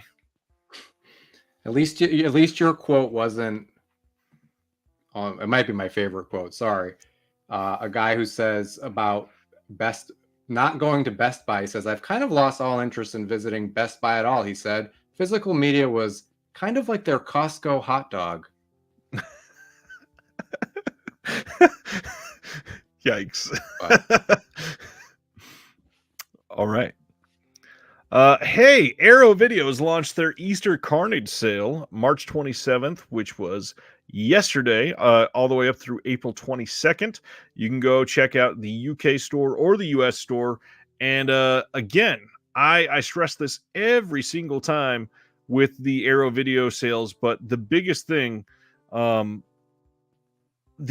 UK side is always cheaper for titles. And it's not as cheap as it used to be, but it's still very much worth it. And I think the unsung heroes of the Arrow Video sales are the second run DVD titles. Those are all listed at £10 on the Arrow Video site right now, except for the last like 2 or 3 of their releases. So everything before that are all £10 each. I believe they're all region free for the most part. I think maybe 1 or 2 have been locked, but they're mostly region free. But £10 a piece for like some of the best films in history. Strongly recommend checking out that side. The US Arrow sale is never really great. It's like this $27 title's on sale for $22, which sure it's savings, but it's always that price when Arrow does a sale every month. So the real times to check out stuff like this, the UK sale, check out some of the titles that can save you some money. And if you are confused, always look up on blu-ray.com. Many of them are not region locked, many of them are region free. There's lots of ways to save shopping overseas. You're nodding along. Anything else about Arrow? I don't know. I just agree with you. I'm just looking at the words Easter Carnage. I mean, like, wow, they did it. They called their sale that. Again, like I don't have a I'm not region free, so I'd be limited to that less good sale. Although I do have my is Carlito's Way on sale. I have my eye on that. Probably. It probably is. I've not checked. There's a few I wanted to. Yeah, there's a few I've been wanting to like upgrade. That and Barbarella looked. That Barbarella disc. Highly worth it. Yeah. Those are both two movies where I feel like I've owned at least twice, and yeah, I'm ready for the final form. The definitive final form. I think so. Probably the biggest announcement of this week. We finally got the box set announced that we've had teased for literally the last year and a half at least. And this one, they have been working on this since 2017 over at Severin. So the Game of Clones Bruceploitation collection is now up for pre-order. If you order from their site, this will be coming in the middle of May. This will also be shipping in the middle to the end of June. It's saying June 25th is the release date for wide releases. But the biggest thing here, this is volume 1 of at least 2 volumes, and I'm hearing even possibly a third, which is wild that we're seeing this sort of a resurgence. Now this, we got an 8-disc collection. If you buy it from the Severin site, the wide release is only going to have 7, so we'll talk about that in just a second. This has 14 films on it, plus the documentary Enter the Clones of Bruce that Severin produced themselves. There's a 100-page book of essays, posters, and rare photos with more than 24 hours of special features. So the films we get. Disc 1 is that documentary, Enter the Clones of Bruce. Disc 2 is the Clones of Bruce Lee and Enter 3 Dragons. Disc 3 is Enter the Game of Death and Goodbye Bruce Lee, His Last Game of Death. Disc 4 is The Dragon Lives Again and Bruce and the Iron Finger. Disc 5 is Challenge of the Tiger and Cameroon Connection. Disc 6 is Super Dragon, The Bruce Lee Story and The Dragon Lives. Disc 7 is The Dragon, The Hero and Rage of the Dragon. And then, again, limited to the Severin site version, Disc 8 is The Big Boss Part 2, which is super rare to see, and The Black Dragon versus the Yellow Tiger. How do you feel about this one, John? Are you a Bruceploitation guy? I'm more interested. Severin seems to have the best. I mean, not seems to, right? Like the box sets are like best in the game. Is anybody in the game? Yeah, right. Like by far. Yeah, where I feel like other companies are putting, like when you get a box set, like it doesn't feel like. I don't know, it feels like there's at least one in the set, even that imprint set with all the noir feels like there's one or two in there where you're like, that's how you sell that. And like this, like obviously the quality in movies is gonna vary and all that, but just like these totally definitive boxes are really appealing to me. Yeah. Again, I mean, you brought up the imprint set. The craziest thing is this has 15 movies in it compared to the imprint set with 6, and they're going to be about the same price. That's crazy to begin with. And yeah, obviously, some people are going to look at these and think they're lower quality. There are lots of people that think these are better than all of the Bruce Lee films. I know a lot of people who think Bruce Lee kind of sucks. Flip, who used to be on this channel all the time, he does not like Bruce Lee. He thinks his stuff is terrible, and he thinks these are better. So I totally get that. I am happy with the price. I think this box set at I think it's $35 just for the box is not bad considering how much work went into this. You're No getting kidding. a lot for just $135. It's crazy that we're getting some of these films. I know there's some people that are happy that most of these are English dubs and not the original Cantonese and subtitle and all that. But Mhm. I don't know, with some of these martial arts titles, it seems like you can't make people happy. Whether if some people prefer the Cantonese, some people prefer the dubs. Obviously, we'd love to have both, but a lot of these it's a miracle that we could get elements to be able to get what we have here. Right. Yeah. Well, I think about like Game of Killers and some other, TerrorVision stuff that they've had where like, they're just talking about elements where like the film was pink and like delivered delivered wet and like just so yeah, I think just finding these, like I'm pretty forgiving personally as a viewer, and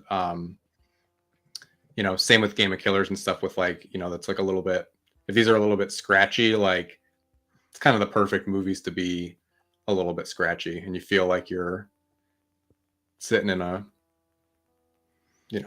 grindhouse cinema.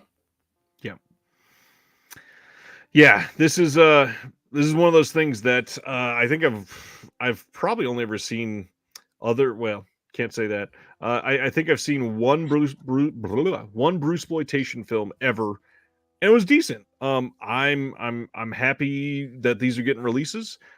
Is this fully my thing? I don't know. I'd love to see some more, and this is obviously a very expensive blind buy, but I would love to check out one or two of these, and I think a couple of them are out and about. It may be on Tubi, it may be on YouTube, and they're probably not the scans that we get in here, of course.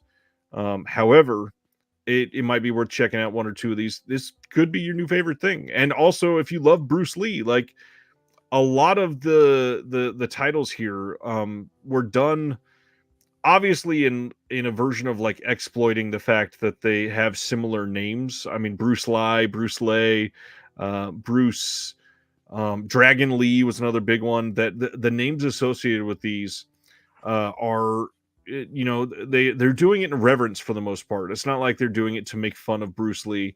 It's literally just to get similar interest in a lot of it. And so yeah, I'm into it. I definitely want to check this out. I'm also very interested. Just out of curiosity, do you have I'm sure you own some Severin box sets. That I do. Do you have yeah. Do you have a favorite? Oh gosh.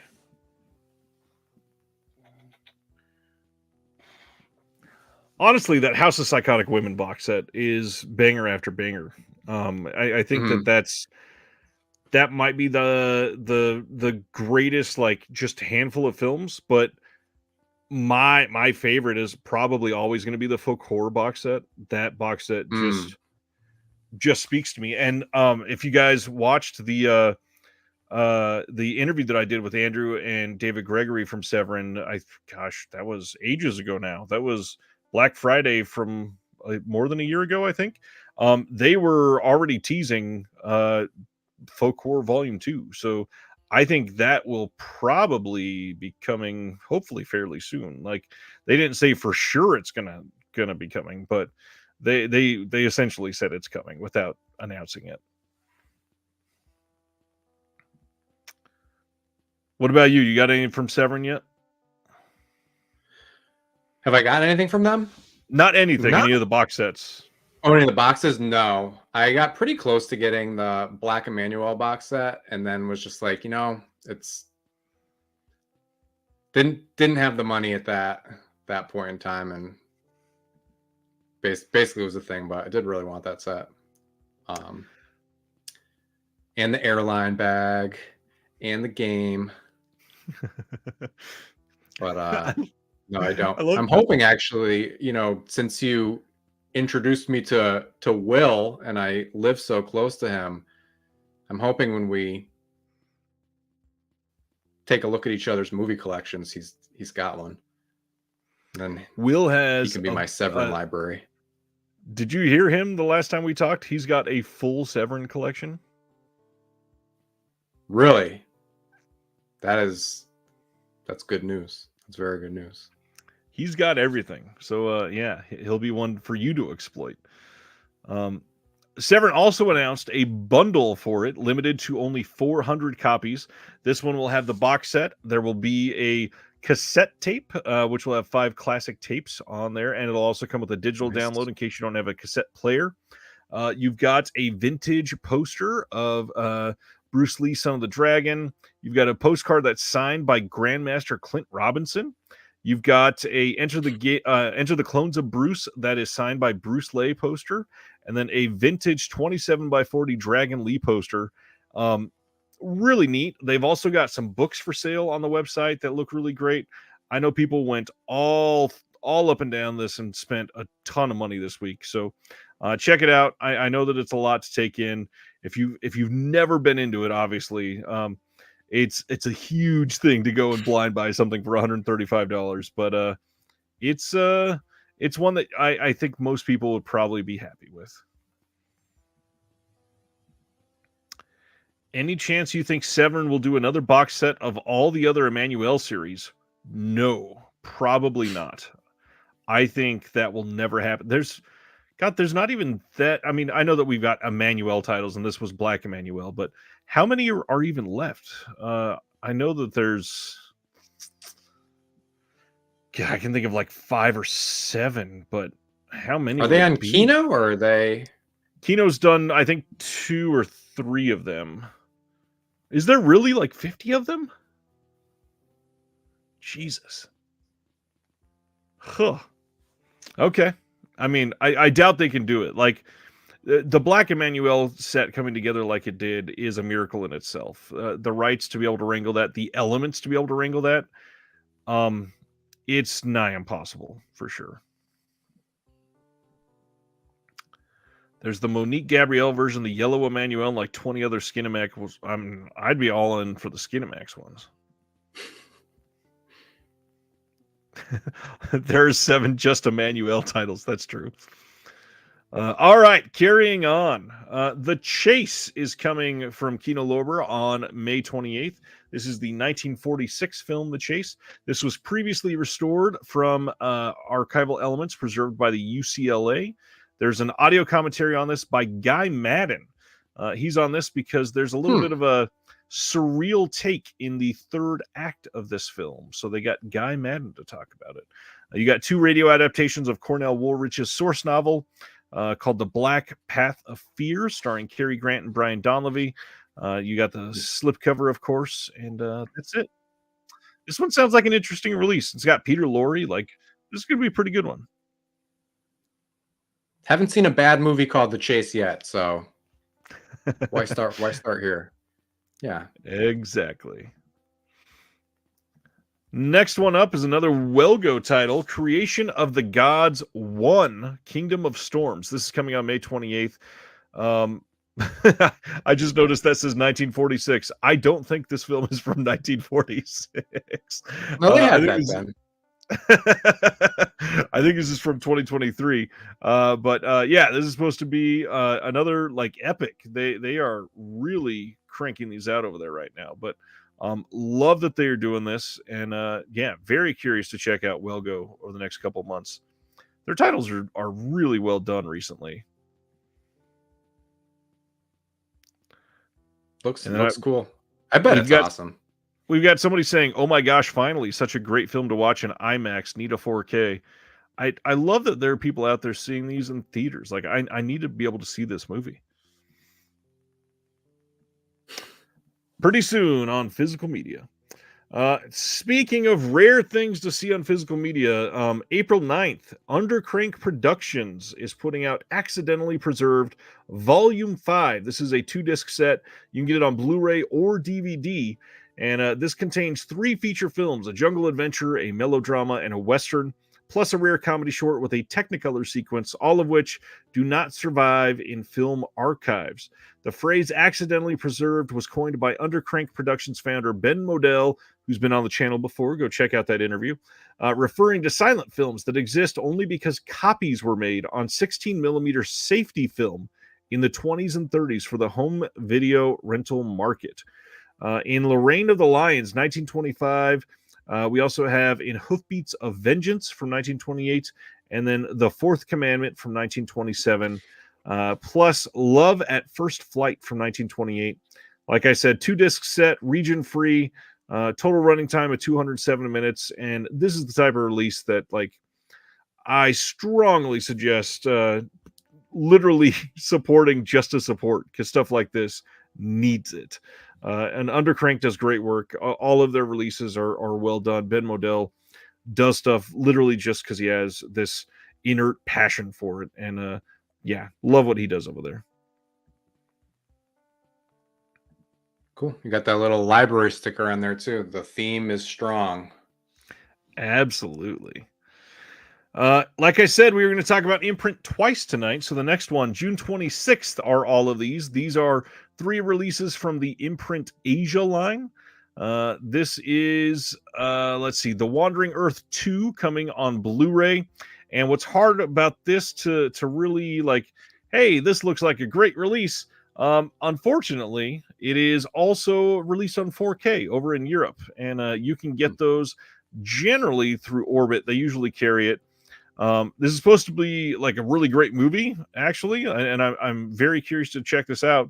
I believe last year, and it says it right here, this was the 9th highest grossing film worldwide of 2023. 3-hour sci-fi action epic. Have not seen this one, but this is the, I think, 3rd or 4th release of this worldwide. So you got lots of options on this one. Isn't it crazy how much stuff America exports that, like, the other 9 films are all from America, but, like, I've never even heard of this. What's going on? Come on. And it's one of the highest grossing movies of the year worldwide. Next up, another Asian film that lots of us have heard of, Jet Li's Hero from 2002. This is getting a 2-disc hardbox release from Imprint Asia. And this is going to have both the theatrical version and the director's cut of the movie.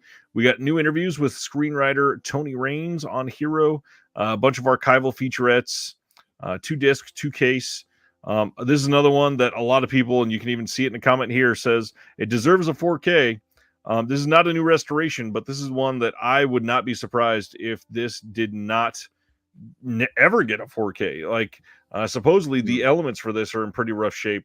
It's already only 22 years old, but unfortunately, a lot of places just did not store them properly. So, yeah. Where's Quentin Tarantino? Where's his face on the box? He couldn't get it on this one. Yeah, that's great. I saw this one in the theater back in the day when it came around. Does Imprint do any 4Ks at all, or no? Not. They have done one 4K, and that's because they did War of the Worlds, the Paramount title. Okay. And yeah, they've worked a lot with Paramount. That was their first title, and then that was their first 4Ks. They went in and released that one in a 4K steelbook. Gotcha. Finally, from Imprint Asia, Zoo Warriors from 2001. This is not the original. This is the 2001 with all the CGI and all that stuff. This has new audio commentary by Frank Jang himself. Again, this is not the first time this has been released, and I'm glad it's coming out. I'm glad it's coming out in Australia, and if you really love Frank Jang, you can check that out. Cross of Iron, yes, maybe one in one of their box sets was Driver 4K too in the box set. Maybe not. No, it was not. That one is all Blu-ray, I think. What's going on, Mama Blu-ray? Yeah, I feel like they did. And of course, Tony's gone for the night. Paul, if you're still here, do you remember, has Imprint done another 4K? Anyways, next, Kino, The Hour Before Dawn. This is coming on May 28th. This is one of those titles. This was announced literally like a year ago, and we're just now getting this released on May 28th. This is from 1944 with Veronica Lake. We get a new 2K restoration from a 35mm fine-grained print. New audio commentary by Paul Talbot on this one. Should be a fairly solid release. Isn't he the Bronson He guy? is the Bronson guy. Huh. Very interesting. Wow. Yes, here's that other shameless title I was talking about. April 15th, they're also releasing Killer Nun from 1979. This had a release from Arrow Video previously. Probably not much of a reason to get this if you already have that one. We've got a lot of the same features on here that were on that Arrow Video release. 2K restoration of the fully uncut version of the movie. But if you're in the UK, you might want to check this one out. Good movie. If you've never seen this one, definitely recommend it. Killer Nun. Have you seen this one? Killer Nun, so hot right now. I have not seen it. I watched the trailer, the old Arrow trailer, and looks like a pretty serviceable Killer Nun movie. So the trailer was good, but right, you know. But the case is yellow, so I'm thinking about it. And you're not even region free. Oh man, that's funny. Speaking of Arrow, they normally announce stuff on Fridays, but we got Thursday announcements from Arrow.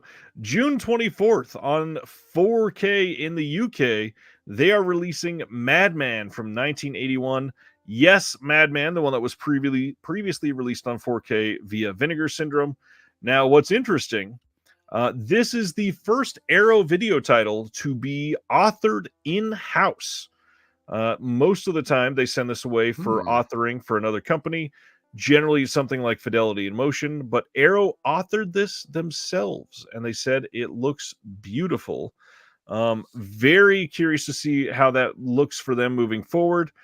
We've got some new extras on this, like we got a UK exclusive introduction by Sales and Ellers on this. We've got a booklet with some brand new writing.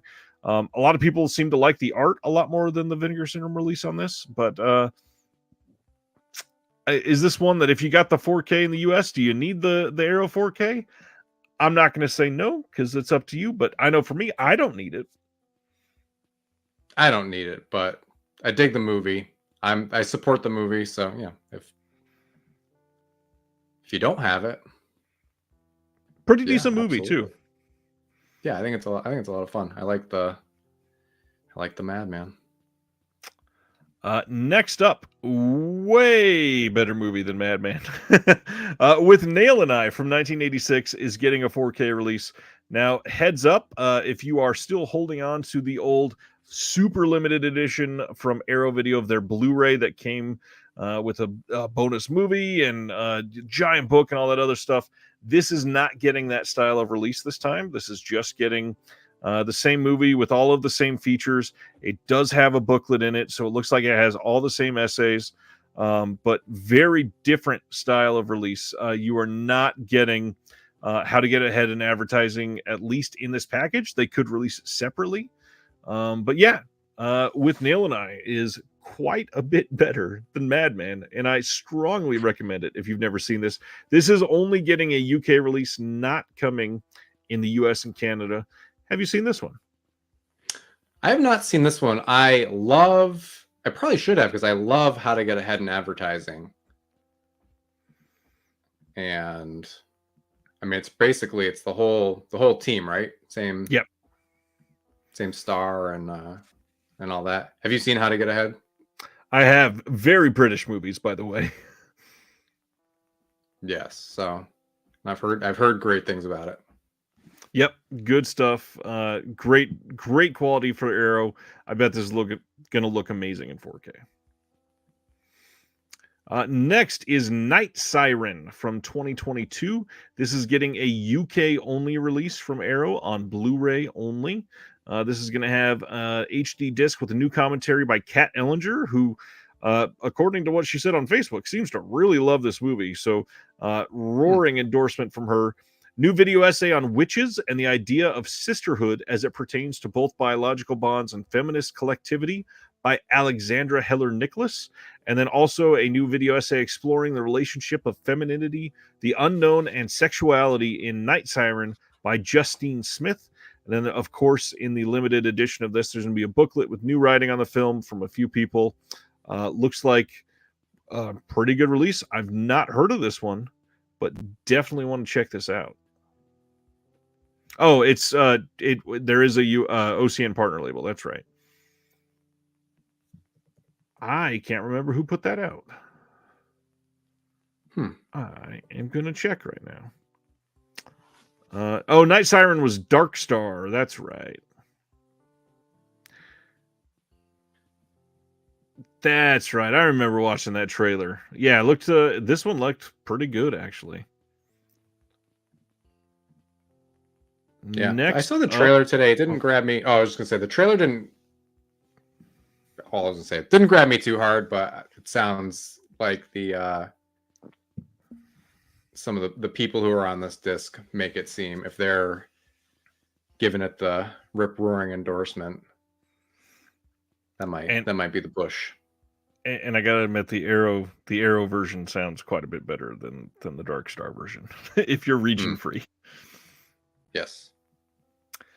Next, Arrow is giving us a 4K of American Gigolo in the US and Canada on 4K and Blu-ray. You can get a limited site exclusive with this original art, which I gotta admit looks pretty damn good on this release. This is coming on June 18th, and on this one, we've got a new commentary with Adrian Martin, which is wild for this release. New interview with Paul Schrader on here. New interview with Hector Elizondo on detecting his character. New interview with Bill Duke, who's great, obviously. New interview with the editor on putting this together. New interview with the camera operator.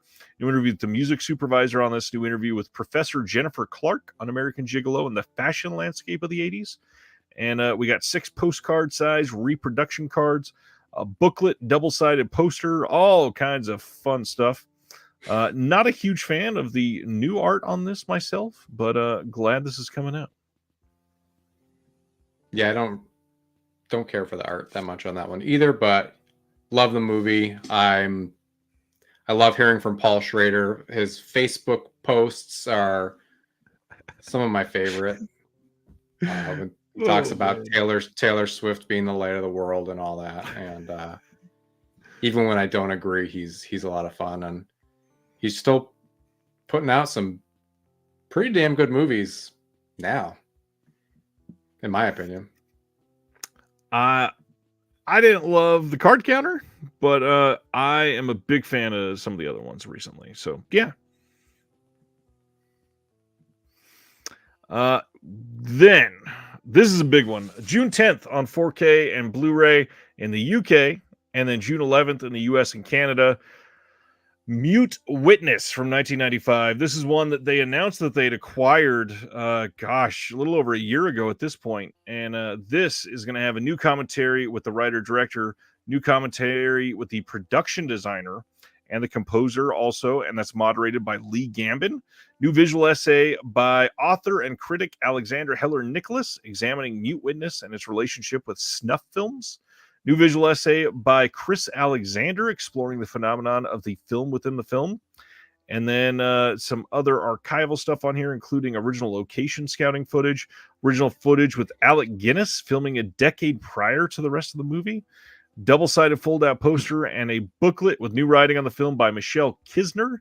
And man, this looks like a great release of this movie. I have not seen this one, I don't think, but this is one I've been wanting to see for a long time. I know Will is looking forward to this, so I'm waiting for his comment that's about to pop up.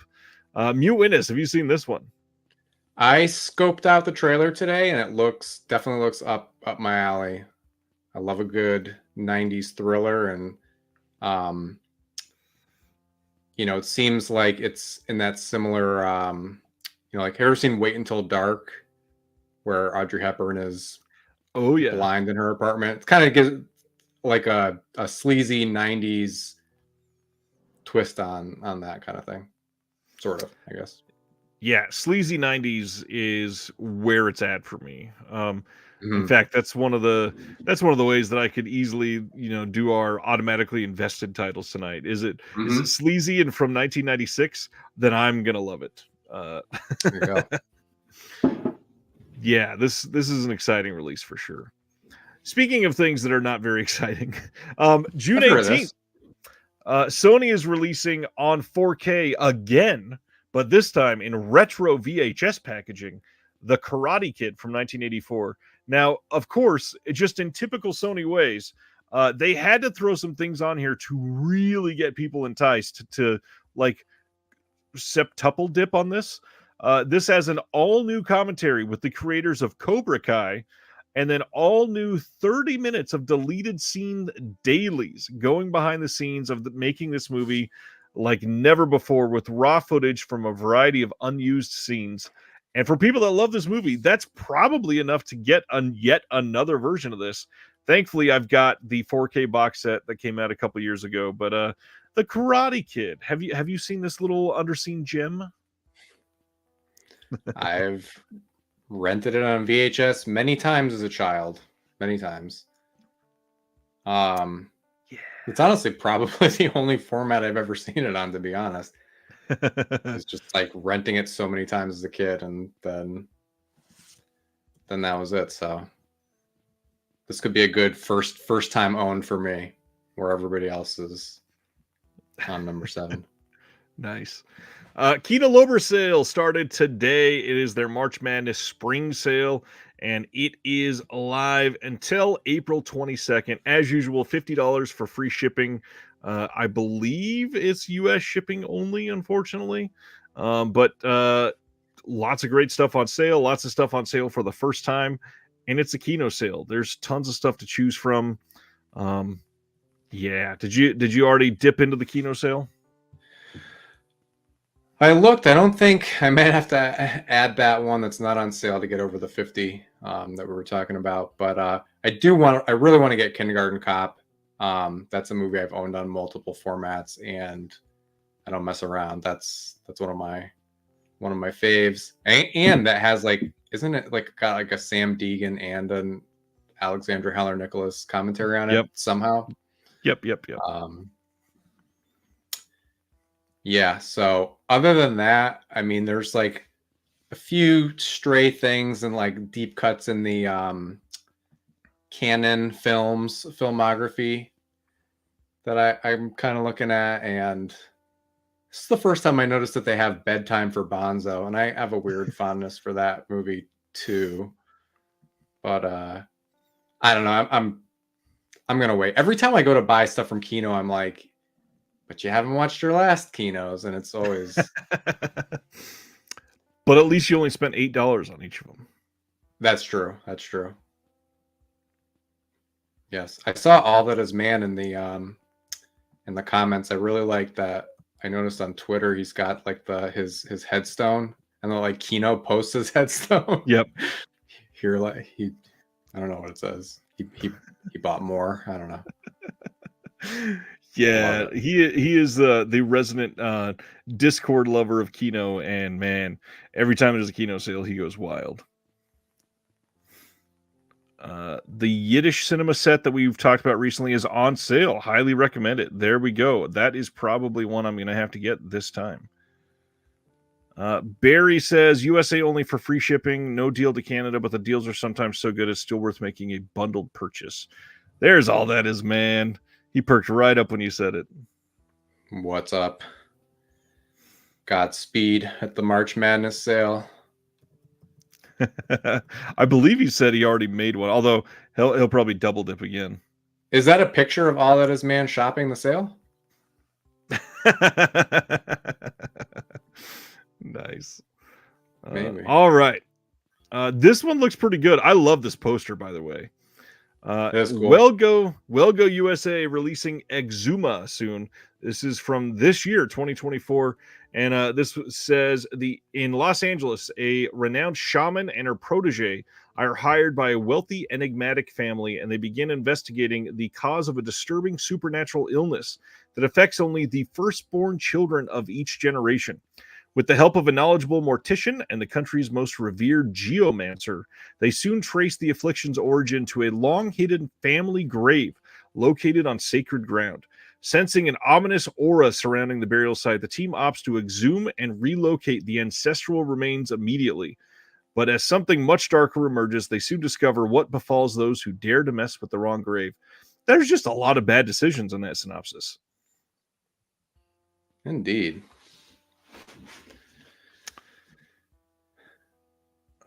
Man.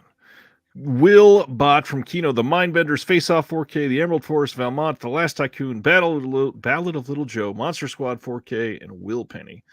It's a hell of an order. Oh man. Yeah, I might get Face Off is staring at me too. It looks really good in 4K, I gotta admit. Next title is the one I alluded to earlier. Not even technically premiered in theaters until tonight. It's like Spaceballs, the movie, when they're watching it in the movie. Right. It's not even over yet. Godzilla and Kong, The New Empire, which is getting awful reviews. This is going to be available in a 4K steelbook that is exclusive to Walmart. I posted, and literally this thing says the pre-order link is here. It is dead at the moment. And I had multiple people commenting and said, hey, the link's not working. And I'm like, what else can I do but tell you that it's not enough at the moment? Anyways, hey, have you seen any of the recent MonsterVerse titles? How do you feel about this? I'm not super interested, and I haven't seen another one that I'm kind of irked at myself for missing is Godzilla -1 in the theater. Did you see that? I've not yet. But it just sounds like, what are we even doing over here? That they're just, overseas running rings around this American silliness. I don't know. I mean, Godzilla -1 is being revered as like literally maybe the best Godzilla movie ever. And then we get this. Yeah. I don't even know what to say. Like Sibner saying King Kong with the Infinity Gauntlet. That's literally what it looks like. What is this? Yeah, I don't know. I'd rather I'd just rather see another Transformers movie, honestly, if I'm gonna go in that dumb. But maybe that's just me. I mean, that's exactly what it feels like. But I didn't. I don't think I saw the King Kong. I saw like the Gareth Edwards Godzilla, and it was fine, but like it's very forgettable. Yeah, I mean, I remember more from the Roland Emmerich one for sure. And honestly, for fun, kind of prefer it. Dustin already saw Godzilla and Kong tonight. Easily the worst of the MonsterVerse. Even more soulless when you think about how great Godzilla -1 was. Yikes. All right. Zooming out. I think we only got a couple more left. All right. First, April 30th, Warner Archive is releasing Devil's Doorway. And we had already had Warner Archive announcements this month. Unfortunately, they had to delay a few of their titles for April 30th to a couple weeks later. So to make up for it, they moved this one up, Devil's Doorway from 1950. Brand new 2024 4K scan of the best preservation elements. This one will have a couple cartoons, the Chump Champ and Cue Ball Cat. And I'm glad this is coming out, but man, the Scooby-Doo on Zombie Island is one of the ones that are getting delayed, unfortunately.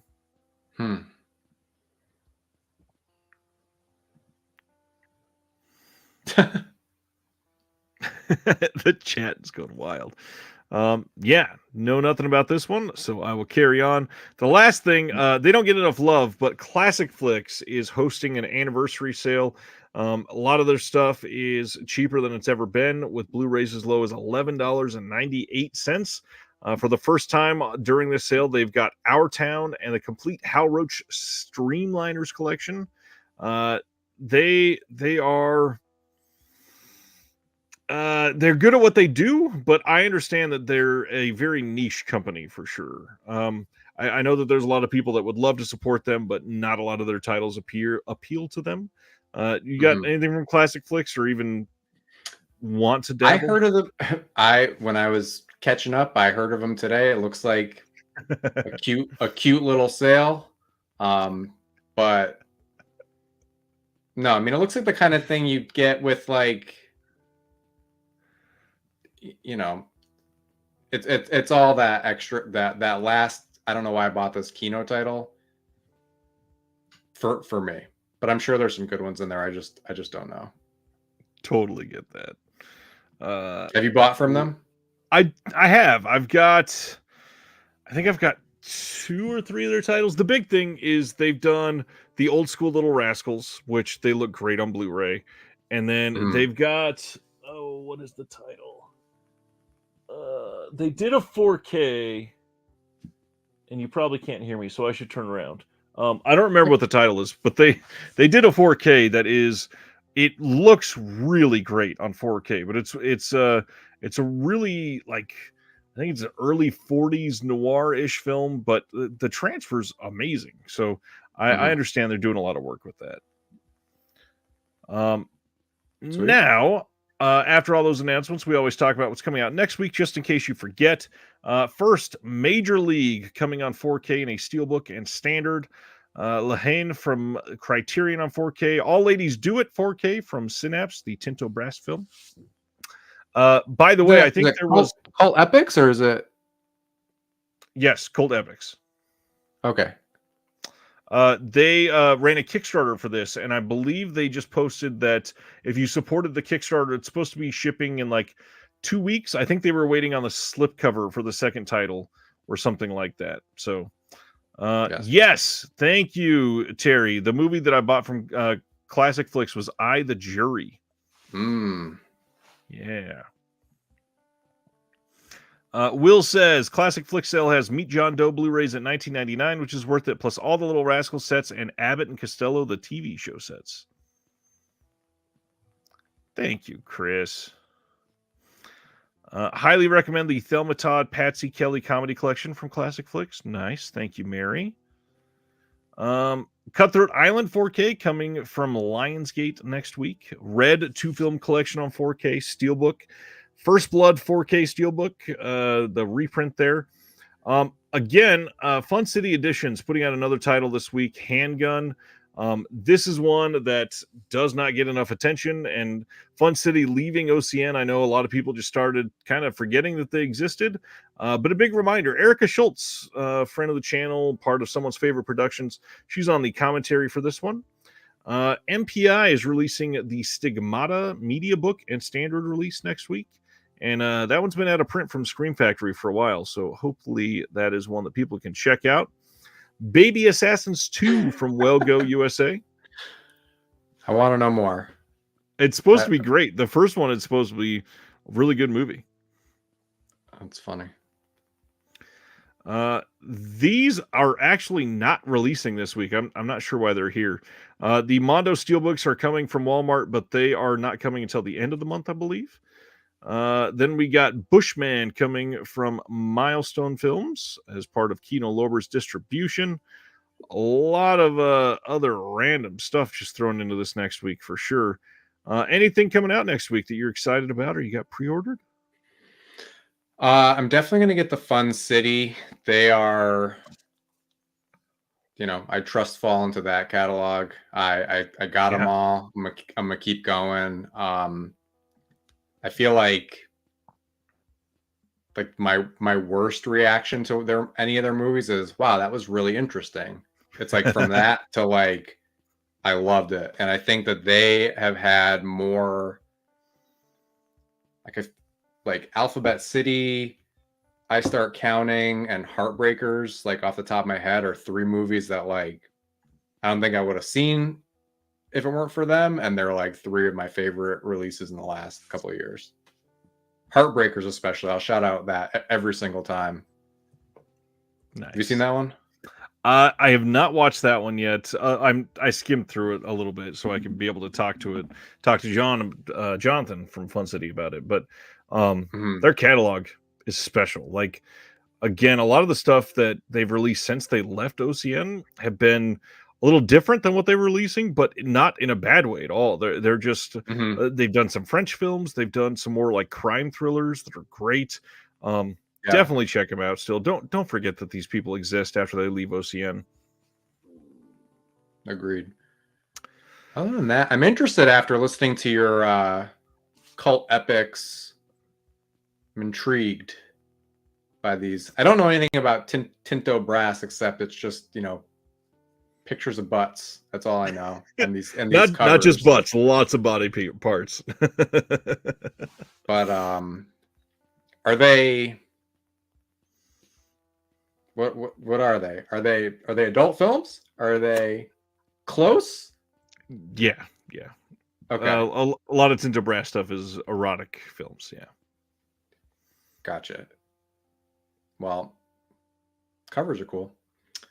And I heard that Cutthroat Island is like, I love Cutthroat Island. I love Rennie Harlan. But I heard it's really expensive. So that makes me say I don't love it that much. The Lionsgate steelbooks at Best Buy were like $22, and now they're showing up at Walmart for $35, and that is very expensive pricing for a Lionsgate steelbook. Yeah. Anyways, that's it for announcements. So now we're on to the part of the show where we talk about movies. And tonight, again, we are talking about things and films that make us automatically invested. This is something that you clearly have been thinking about this for some time. You've definitely talked to other people about it. When did this first come up for you? So, I mean, I kind of have to... Maybe the topic's always kind of been there, but specifically in this form, I kind of just have to name my number one thing to say when it came up. Can I start? Sure. Yeah, let's start the list then. All right. So you had me at hello. I'm immediately invested.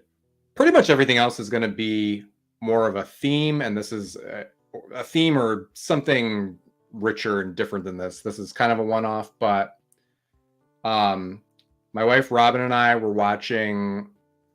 I don't even know what the hell we were watching. I'll say what we were watching after, because I think I actually do remember it.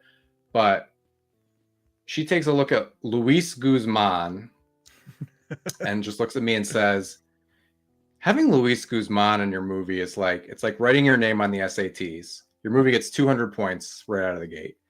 And I think, actually, I was like talking to her today, I think that the movie was Journey to the Mysterious Island.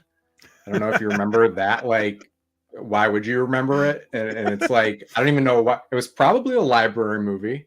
Go library. Because why would you pay for that movie? But yeah. So basically, I mean, picking a character actor or an actor who is a character, who just every time you see him, you're like, I just love this guy. I'm gonna keep watching. And I guess similarly in our house, like Steve Buscemi is a close runner-up or an equal in that way. So yeah, it's not a broad topic, but man, just love the dude. And that's how it came up.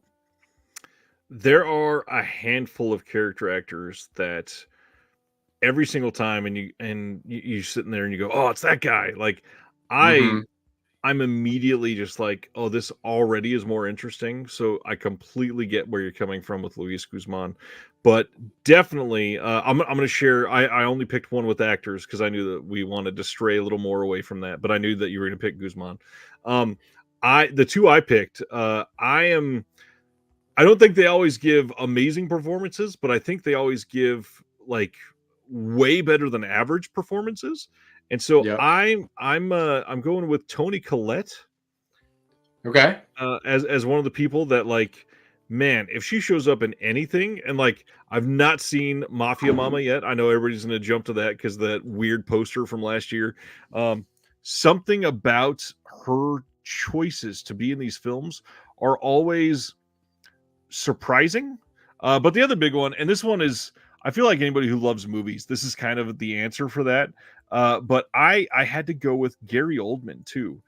Something Mm-hmm. about like the fact that he can disappear into any role and be the most chameleon focused weirdo character that you after he goes off screen, somebody sitting next to you goes, man, Gary Oldman is so good in this. You go, fuck, that was Gary Oldman?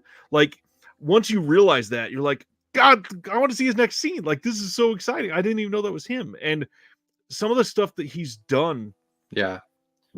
it's amazing to see him embrace a character that is nothing like anything he's ever done before, which seems to be every one of his roles somehow. And then he delivers this performance that like gets overlooked when it comes to award show a lot of the times, when it comes to like people thinking of the best actors, and he's like a part of the scenery of the movie. He is that good in these. Yes. Well, they finally give him an award like they do for everybody, and it's like the Of most course. boring ass, like, please don't make me watch this movie, Academy. But I think of his performance in Hannibal all the time. And that's one that really people go like if you know and the person next to you doesn't know it's Gary Oldman, you're like, what do you think of Gary Oldman? He's just like with this weird cut up face Jimmy Stewart accent. I love it. Yeah. I was looking at our man Luis's filmography, and it's like, we need this man back. It's not. What's the last thing you I haven't did? seen him. Well, it's just a lot of like, I think actually it's like everything he's done in the last like 5 years would put point one to the test. Like, does he truly make the movie better? Because it's like I haven't heard of anything. Interesting. But I think a lot, all his like 90s De Palma, Paul Thomas Anderson, Soderbergh, just like cool stuff, man. I don't know. He I always shows up in think the of him most too, random like, spots too. yeah. I feel like Um, all in Boogie Nights when he's like in the opening, he's like, "Come on, put me in a movie."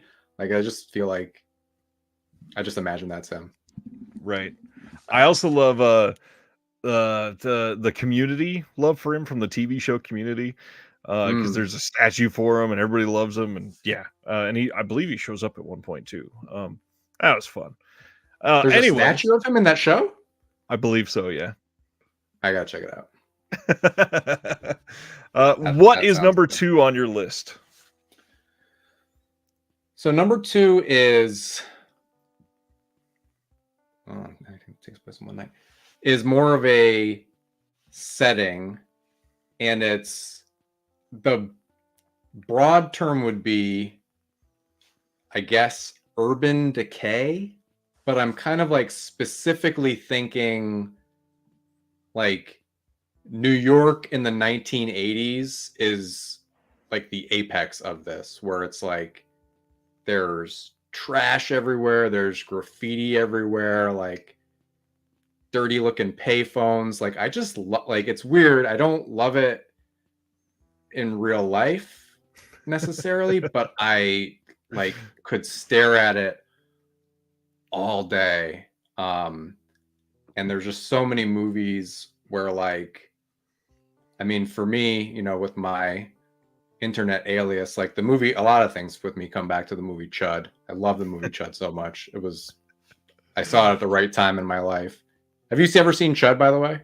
Of course, yeah. Okay. Well, I know somebody else mentioned on a different on one of your interviews too. Okay, of course is the perfect answer. Um, It's got a really fun, very early performance from John Goodman. So yeah, I had to see it. oh, absolutely. Yeah. Damn Um, it, he should have been one of my list. I love him and everything that he does. absolutely. But yeah, what else? Like Candyman was one I was thinking of today. Like, you know, Mutant Hunt that Vinegar Syndrome put out, where it's like, I guess the thing about this list too is like, in some things it just makes like something almost perfect to me, and then other things like if Mutant Hunt would have been a, I don't know, a 5 out of 10, it's a 7 out of 10. Good job, guys.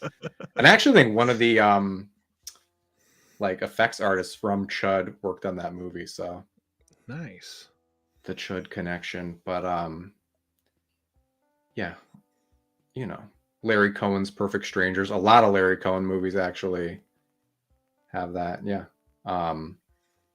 But if again, to the chat too, if I'm missing any dirty, grimy New York City centric movies, like, love to hear about them. My honorable mention for this category is junkyards as well. Like, if somebody's having a conversation next to a pile of cars, like I might Pile of not cars. I might not hear the conversation because I'm like, oh man, look at that pile of cars. It's so cool. Oh man, we in the Discord we watched Patreon or for our Patreon we watched Con Air a couple months ago, and I Yep. totally forgot that there was that scene in the junkyard. Like that's like a third of the movie, and man, we're gonna stack these cars up and create this ambush for all of these people trying to escape, and it's such a just random epic out of nowhere like dirty grungy place to shoot something like that. Love it. Mm. I'm gonna change my list around a little bit to kind of mirror yours. What I wrote down Okay. for a setting is kind of similar to yours, but I wrote authentic '90s set pieces. So there's something about like that imprint neo noir set that we talked about tonight. Most of those movies are shot not on a set, but they will go to like the streets of Detroit to shoot some of these Mm-hmm. scenes. And nowadays, a lot of those films will shoot on a backlot and double for Detroit instead of saying this is set in Detroit. We're going to go to Detroit. We're going to do it.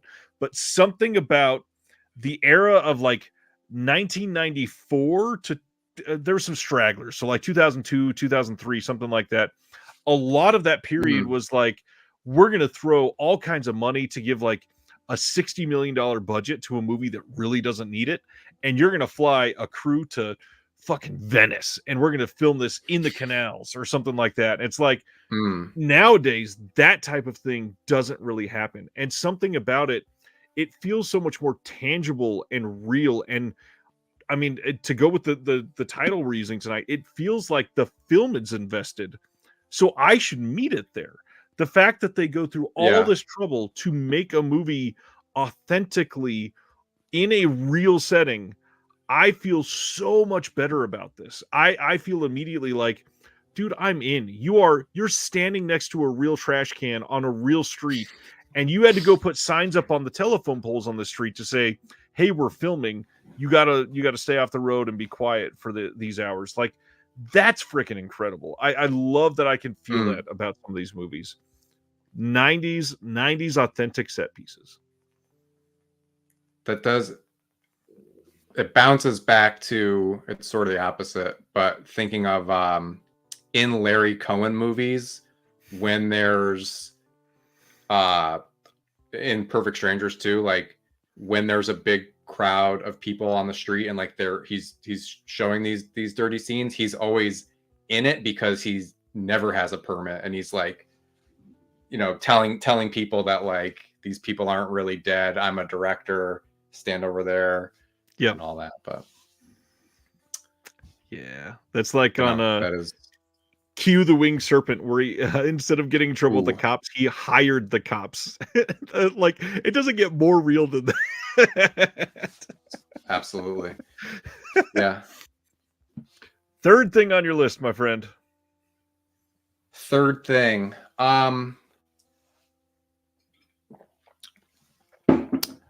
I have kind of broad too, because it's like many decades, 60s to 90s,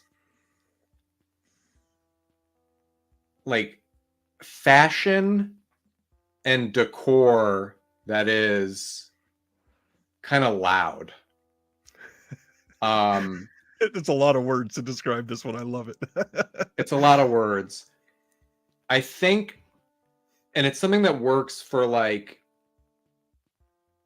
you know, when it happens in like an Almodovar movie, it's like what knocks it out of the park. And then like I have a short list of like some Vinegar Syndrome titles that like without it, maybe there wasn't so much. It's just bumping it up to the middle. Like even, you know, I did a review on my channel for Night Screams, and I think my favorite thing about that movie was, I mean, I like the movie well enough, but that there's just like, you know, I'm watching it on a projector and I just see a girl is like wearing a sweater that says pasta. And I'm like, oh man, there wasn't really that much going on in the scene. So I really appreciate that. Oh, this is a 4-star movie. Nice. But yeah, Robin and I are both thrifters, and like we pre-pandemic had like an Etsy shop, and just because like we couldn't not buy stuff when we go out, we're still kind of that way. We have a closet, like a whole closet of like vintage stuff that's like, I don't even know what we're gonna do with it, but it's like you got to grab it. So that's awesome. But yeah, I mean, and like, so the whole the time capsule factor, and just, you know, it's similar to, you know, also just seeing people like the world before phones. It's like it's not the same thing, but it's right. The feeling is tied into that. My third one is kind of an obvious one, I think, but I'm going to get a little more specific with it. I, of course, like many of us watching this, I immediately feel invested when I see true practical effects, obviously. But the biggest thing is, and notice it working on one of the City Lights titles that TerraVision is putting out in the last couple of weeks. Real movies that use, use the word real there too soon in that sentence. Movies that use real squibs. It's getting so much more rare nowadays, and seeing some of these movies that like you had no budget and yet you still went above and beyond to use real squibs to make something look that much more realistic. And the big thing is when we're seeing these CGI gunshots, which look really bad a lot of the times, the biggest thing is you don't have the authentic timed reaction. When you have a squib that is literally exploding on your chest, somebody is responding to a fucking explosion happening on their chest.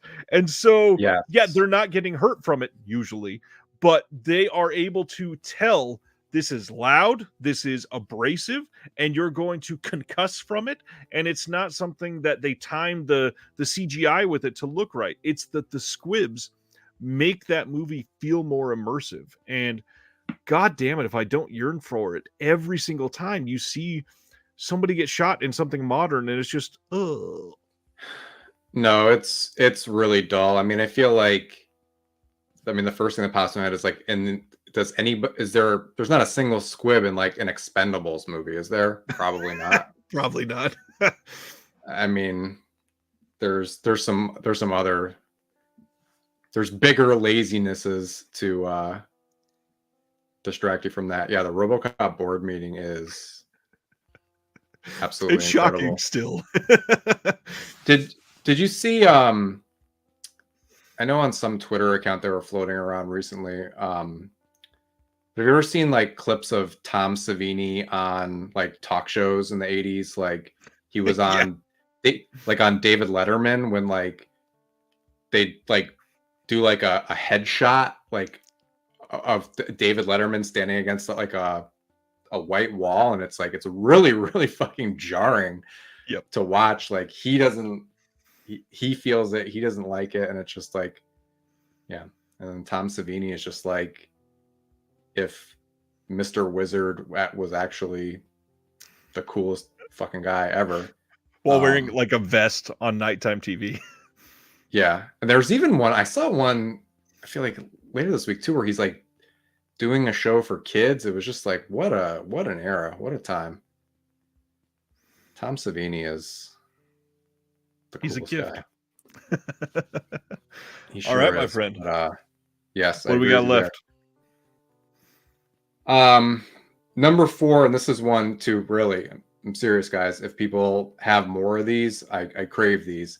It's again, it kind of comes from Chud, but just movies with it's another setting. Anything that takes place underground, in a cave, or in a tunnel. Again, something in real life. I don't want to be there, but I love like squirming. And obviously you think of like The Descent, where anything where you see people, especially if somebody crawls into a hole where they're like, you'd have to hold your breath to get back out, is pretty fun to watch. But yeah, again, so you got Chud on that list, of course. Barbarian, like a good example of like a movie that I probably would never watch again, but it's underground. It's like As Above, So Below. I was gonna ask about that one. Love that. It was all right, but like I dug it for that. I've got Alligator on here, which gives me big Chud vibes anyway. I don't know if you've ever seen Billy Wilder's Ace in the Hole, where there's like a guy. There's a guy like trapped in a mine, and then you should see that movie. That's great. There's like a guy trapped in a mine, and like I think he becomes like like they open a circus like in front of this mountain, and just because I don't know, like while they're working, like there's just these. I gotta check it out again. But and of course the Goonies, big underground, big childhood memories. But you got any good underground movies that are? I didn't think you were going to name As Above. I didn't think you were going to say As Above, So Below. This is one that I love and champion all the damn time. The fact that they literally filmed in the catacombs in Paris is intense. Love that movie. But also, I really want to go there. I really agree with this one. This is one I probably should have thought of, and a lot of it I know that we got like who was it? Reggie saying he's claustrophobic in the chat, or Reggie saying they're claustrophobic in the chat. I grew up in Southern California in the desert near Silver Rush Town. There's still a ghost town that it's a very tourist trap now. They've got like come pan for gold and all this other shit. But what's crazy is the mountains around the town that we grew up in, including behind this little ghost town, are still intact, fully like nothing blocked off mines. There's even one time we were like we climbed up on this big batch of rocks and went over this little hill. And when we went over on the other side of the hill, we found a newly chartered mine. There was a stake out front with a not kidding here at all, a stake with a mason jar where the lid was drilled to the stake, and if you take off the mason jar, there's a piece of paper inside, and it said like the date recently we claim stake to this mine and all this other stuff, and like it was official paperwork. We looked at the whole thing and we didn't go in, but anyways, wow, we spent lots of times going in a whole bunch of these mines when I was growing up. We'd go in, and there were some where they were intact, like with the rails for the mine cart still. You would come around a corner and see like random ass mine shaft that even inside where it's close to the mouth of the mine, so it's not like pitch black yet, but with the flashlight you can't see the bottom of it. It's that deep, and it's crazy the way that we explored some of these. Love stuff like that. terrifying now to think about. But yeah, No, I know. I wish if I was a kid, I would 100% like absolutely, especially like yeah, fresh off the Goonies, I'd be like, let's absolutely do this. But I've just seen too many movies now, and it'll collapse. Oh god. yeah. It's not quite cave or mine like, but some of the ones like Chud that I love all the ones that are like, let's film in New York sewers in this fake sewer underground with like a Yep. flowing river, and of Yeah. course there's a 4 foot wide sidewalk downstairs next to this flowing river for everybody to go by. So like Teenage Mutant Ninja Turtles, obviously there's a whole bunch of that. Love stuff Yep. like. Next up Absolutely. for me. Okay, so this one is super fun always. Any movie that has a team of, we'll say, at least 5 people Okay. performing a well thought out, uh not just a heist, but like each individual in this heist has a very specific, highly developed skill set. So uh, obviously, like the Ocean's movies that they go to here, and even something like Logan Lucky is really great. Soderbergh was great at heist, period. But Yeah. there are so many over the course of history. There's so many heist films that are just hilarious to watch, and you're like, how are these 8 people that are so perfectly suited for this job? How do they know each other, and how are they all criminals at the same time? I don't care, Mm. because I'm invested, because I got to see how this guy that knows Mandarin like the back of his hand is going to make this the perfect heist. I have to watch it. And these movies, like, they're always so satisfying by the end of it, because everybody did their job. There's usually a couple things that come up that make them think on their feet, and something the team works together, and it's like, oh shit, like they actually had to have good chemistry and come together to do that. Like, all of that is always super cool. Something about those, if somebody puts it on, like, it's one of those, I have to watch it now until the very end, because this movie's amazing. Mm. You ever see The Hot Rock I don't think so. with, I think it's Robert Redford and George Segal? I don't think that they're that skilled, but it's just like a, I don't know, might just be some random ass heist popping into my head. What are some of your other teams? I mean, besides the I mean, oceans are my go-to, obviously. The Italian Job is a big one. Dustin already said that in the chat. yeah, I nice. love something. It's not quite the same, but it's similar. Like, I grew up on the original Point Break. Some of the scenes from that are probably the root of why I love some of this. But even like the original Mission Impossible, the first movie Mm, is very focused like that. There's gosh, there is a movie, I think it's with Sean Connery, that I saw in like the late 90s. I don't remember what it is now, but it's just everybody involved. Like, somebody is really great with electronics, and so they have to go do all these electric locks, and it's like, this is perfect. Yeah, something about these is just, you're immediately struck by what can each of these people do when they're claiming to have this random off the wall skill, and they're going to mm, go steal this diamond that's going to get them $7.3 million. Like, it's always some random ass jewel. That was the biggest thing in the yeah, 90s. totally. All right, my friend, I think we're on your last one. All right, so the last one is Sneakers. There you go. I haven't seen that in a long time. That's a good one. Entrapment. Um, so last category is movies that have a character, or that the plot hinges on somebody doing a blue collar job where like the attitude of the movie is like, I'm just trying to do my job. It's so specific. And I love it.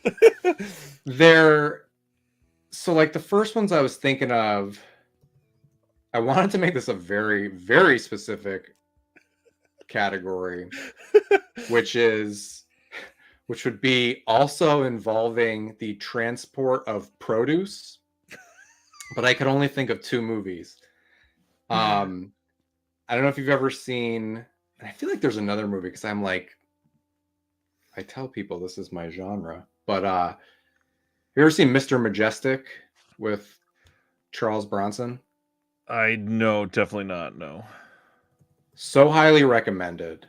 So highly recommended. It's based on an Elmore Leonard wrote it. It might be based on a book that he did.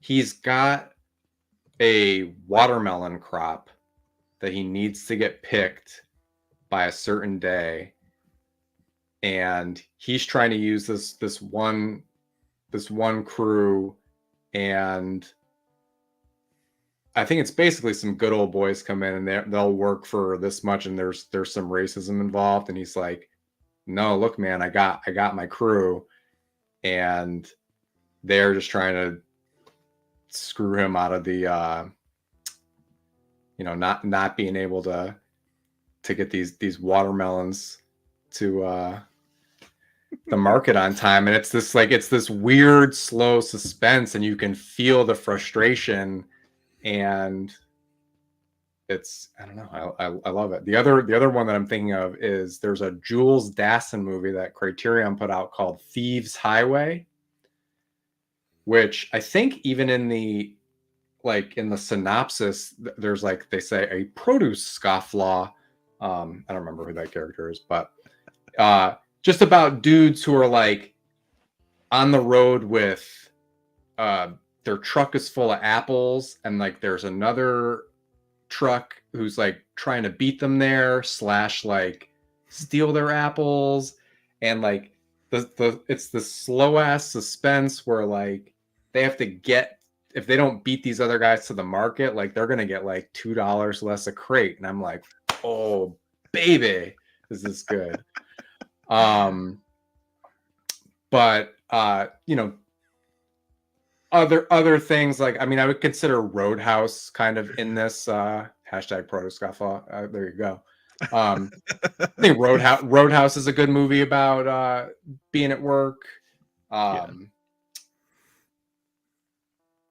else did I have on this list? I have not seen Perfect Days yet, but I'm like, that's what I'm saying. I'm the kind of guy who's like, oh, they made a new movie about a guy who cleans toilets. Like, that sounds, I'm like, stop right there. That sounds amazing. I just want to see this guy do his job.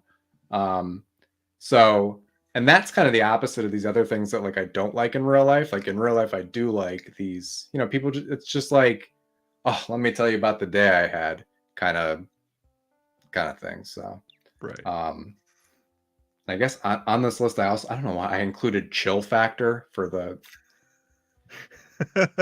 because but I don't really think that they're trying to, I don't think they're really worried about the ice cream melting. The only reason they're worried about the ice cream melting is because are they trying to keep the bomb cold in that for some reason? I think so. But it's been a long time since I've seen that one too. That's a winner. That's a keeper.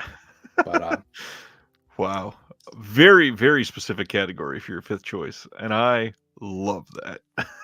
Well, thank you for letting me be myself. But I mean, yeah, Skeet Ulrich, absolutely. Yeah, Men at Work is actually also on my list. Absolutely, where they find a body in the trash. Men at Work rules. The brothers. My 5th one that I wrote down, I had a hard time like trying to find a good way to word this, so I ended up. Okay. This is like the 4th time that I've written this sentence out, and the way that it ended up is just a creature, but not just any creature. Any movie that has a creature that isn't quite right. So clearly there's some great examples of this, and something like Chud that we talked about many times kind of fits into that, because it's like it kind of looks like a being that you're used to, but also very different. So one of the big examples is like Pumpkinhead. The creature Okay. effects in that are great, and there's a couple of the scenes where they see them and like this looks kind of normal, and holy shit, no, that's not normal. The other one that I wrote down, which is a hilarious movie, you've never seen it, the New Zealand film Black Sheep, where the sheep are attacking people and they're like zombie sheep essentially. Uh, Hmm. Hilarious, off the wall, and I'm in from get go because sheep aren't supposed to act like that. So I want to see what the hell these sheep are gonna do. There is, the Killer Bunny movies out there. There is Hmm. the films of gosh, what's the other one that I wrote down? There's another big one. Um, Let me scroll through this. God, some of the other creatures. We've got, what is the name of that one? I didn't write it down earlier. Uh, I don't love it, but one of the film that Kino put out like 6 times. What is the name of that movie? Uh, Anyways, it doesn't matter anymore. The just something where it's like a normal creature that is just an animal. So like Pumpkinhead doesn't really fall into it, neither does Chud necessarily, but it's like Rawhead Mm. Rex is one of the ones that I was thinking of for sure. Oh, But nice. it's definitely like just a regular animal, but something is altered. And so immediately I want to see what the hell it does because it's been altered. It's hard to Hmm. explain. I know, I'm gonna be thinking on this. Like creatures post genetic testing. That's always a weird one. I mean, does like Dr. Moreau 96 fall in this Oh, category, or absolutely it does. The but demon rat from VS, that's a good one. Killer hmm. Tomatoes. God, I love Killer. Night of the Lepus definitely counts. Definitely counts. Prophecy. Prophecy's a good one. Oh my God, I love that movie. That has the kid who gets thrown against he's in a sleeping bag and he gets thrown against a tree and essentially explodes. Yep. Yeah, that's Grizzly. That's a fun one. I think that's the most rewound thing for me.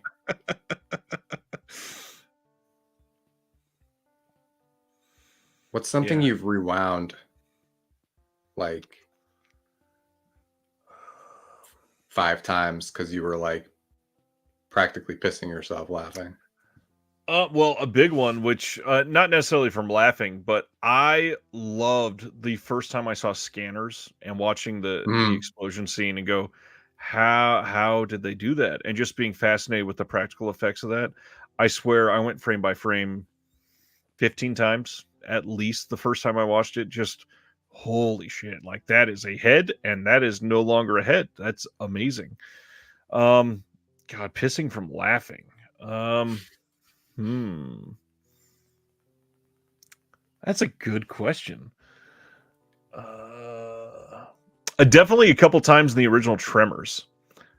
Some of the deaths in that are very like perfectly comedically timed, Mm. and the action of Tremors is actually really well done.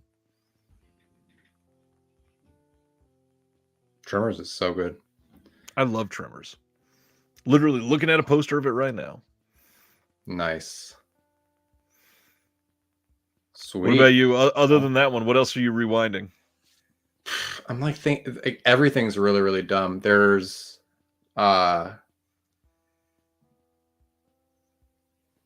the kid dying in Final Destination 2. Definitely rewound that a couple times. I remember, I don't even know why we thought this was so funny.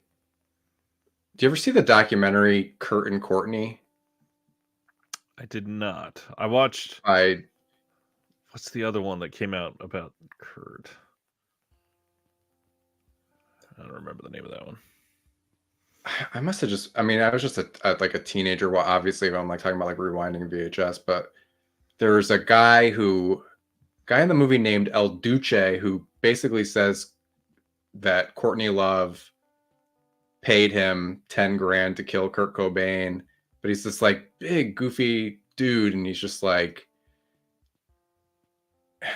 I don't know. It's just it's a dumb thing. He goes, he's like 10 grand does a lot of talking. Get me a beer, I might do some more talking. And then I don't know, there's something about the way he said that. And me and my friend rewound that a bunch of times. And then the narrator, like that's his last scene, and the narrator's like, "Oh, Ducci was hit by a train like 2 days later." So it's really like, you're like, what? Exactly. Like this. Man, this is a fun think topic. Did you see? I mean, tons of great answers tonight. As we started talking, there was a bunch of good ones. Let me highlight some of these. I gotta look at the comments after. Didn't want to psych myself out and know how many people were here, to be honest. Just looking at musicals. Even a bad musical is better than most movies, says Haunted Sideshow. Dustin says, if there's a cornfield, a pumpkin, an amusement park, or lots of color gels, I'm invested. I agree on that. Colored gels. Ronnie was saying romantic yearning, especially lesbian romantic yearning, does not happen enough in films for sure. Dallas says masked slashers for me. I'll watch the awful new Tubi ones, the cheap 80s ones, DTV 2000s ones. Doesn't matter. I love me a good mask movie. Sibner, anything that takes place in one night, day is fine too, but an all-nighter is a no-brainer. Absolutely. There's a good, I just watched the Criterion Channel's teaser for their one night. They have that as a like a category with After Hours and Collateral and a bunch of good stuff. Yeah. There's some great picks tonight. I mean, Evil Kids was a good one. Sibner's very specific 90s golden hour coming through Venetian blinds. That's the type of thing that I love, just to hear people loving random ass shots like that. Yeah, the stuff that makes you say, there it is, that nobody else. Like, what? Oh man, this is a fun topic. I think you made a good choice. Cool. Well, thanks. Yeah, thanks for letting me get all the way weird with my produce scofflaws. And please, if anybody, please leave in the comments below any other movies about produce. I'd really like to watch them. Ice cream melting. Slow suspense. Slow suspense. Slow suspense about banana harvests. We talked about TerrorVision in the beginning. Anything you got going on that you want to hype people up on, or something they can look out for, or where to follow you?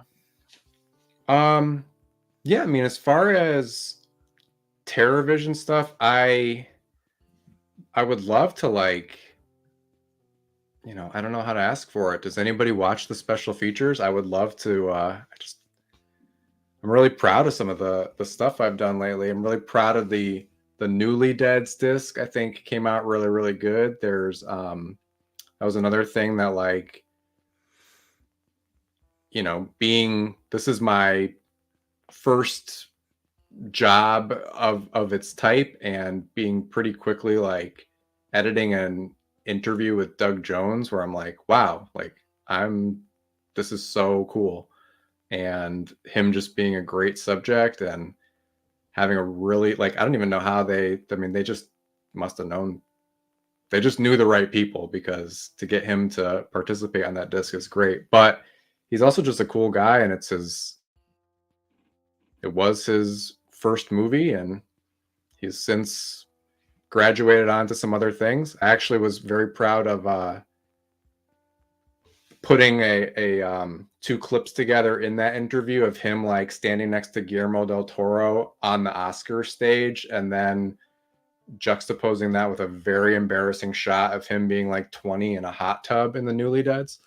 So yeah, no, if anybody, you know, I know people don't generally put that stuff in their Letterboxd reviews. I definitely check Letterboxd reviews, and like to hear what people are thinking of the discs.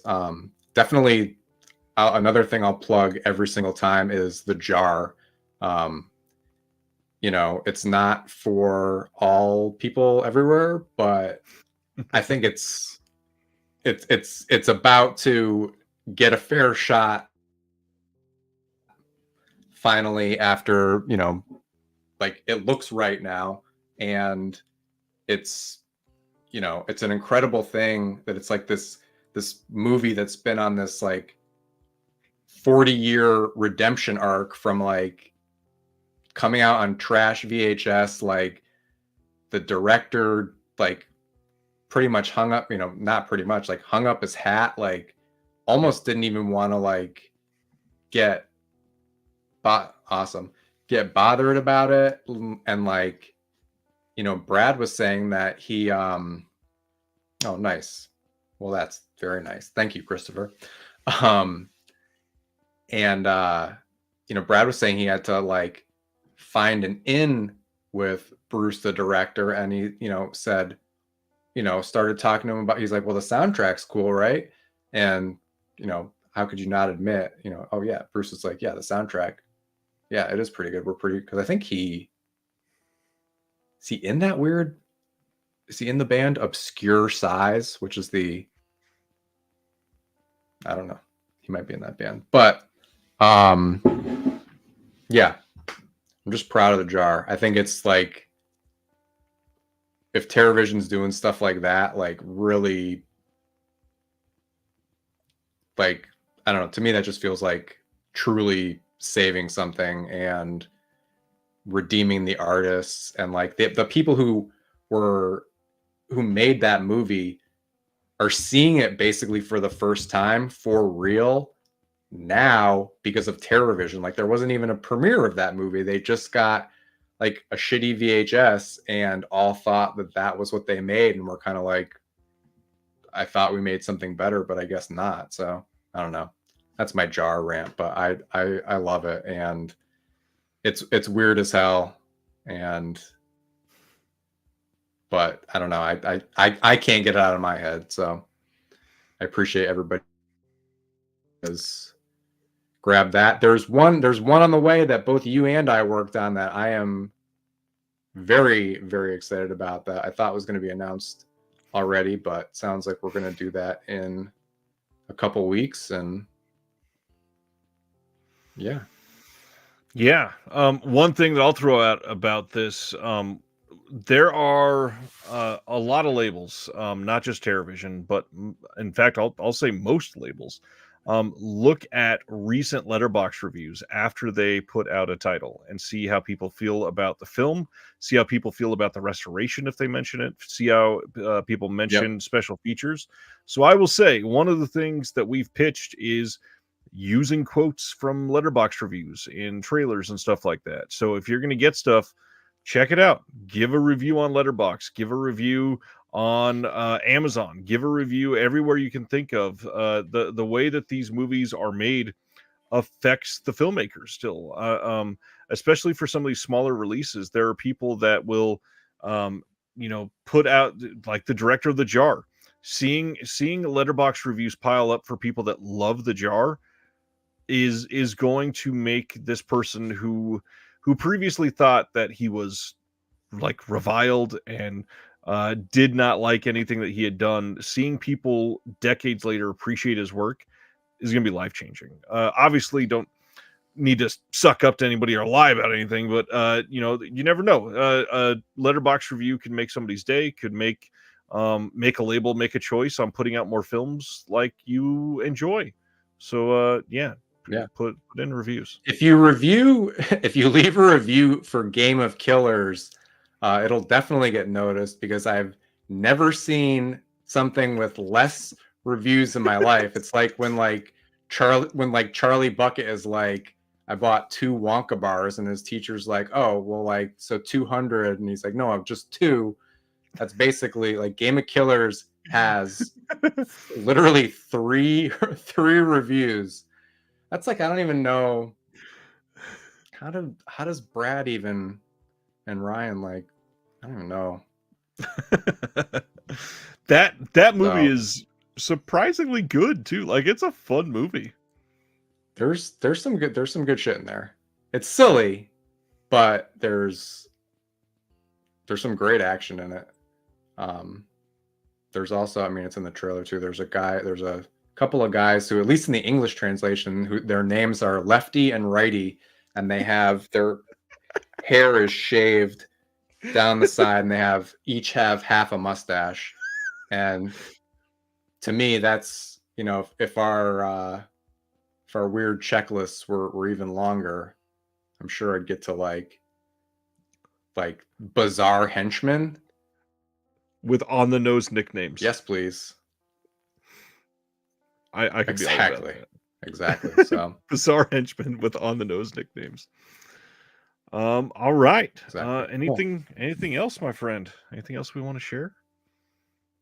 Nothing about that. I just want to say thank you so much to you for having me on. I've been following your channel for a long time, and you know, I may have said this to you already, but I'll let the world know. Like, I mean, you are my inspiration. Like, part of getting involved in this world, like, definitely involved checking out this channel. And like, honestly, I mean, I feel like eight months ago, or whenever you had Brad on here, I listened to that conversation, and I'm like, you know, just knowing from your channel like that people are approachable, or getting to know people, and you know, through these conversations, it's like, yeah, that might be somebody I want to you know, get in touch with. So, and you know, not just that, like you know, otherwise I feel like this,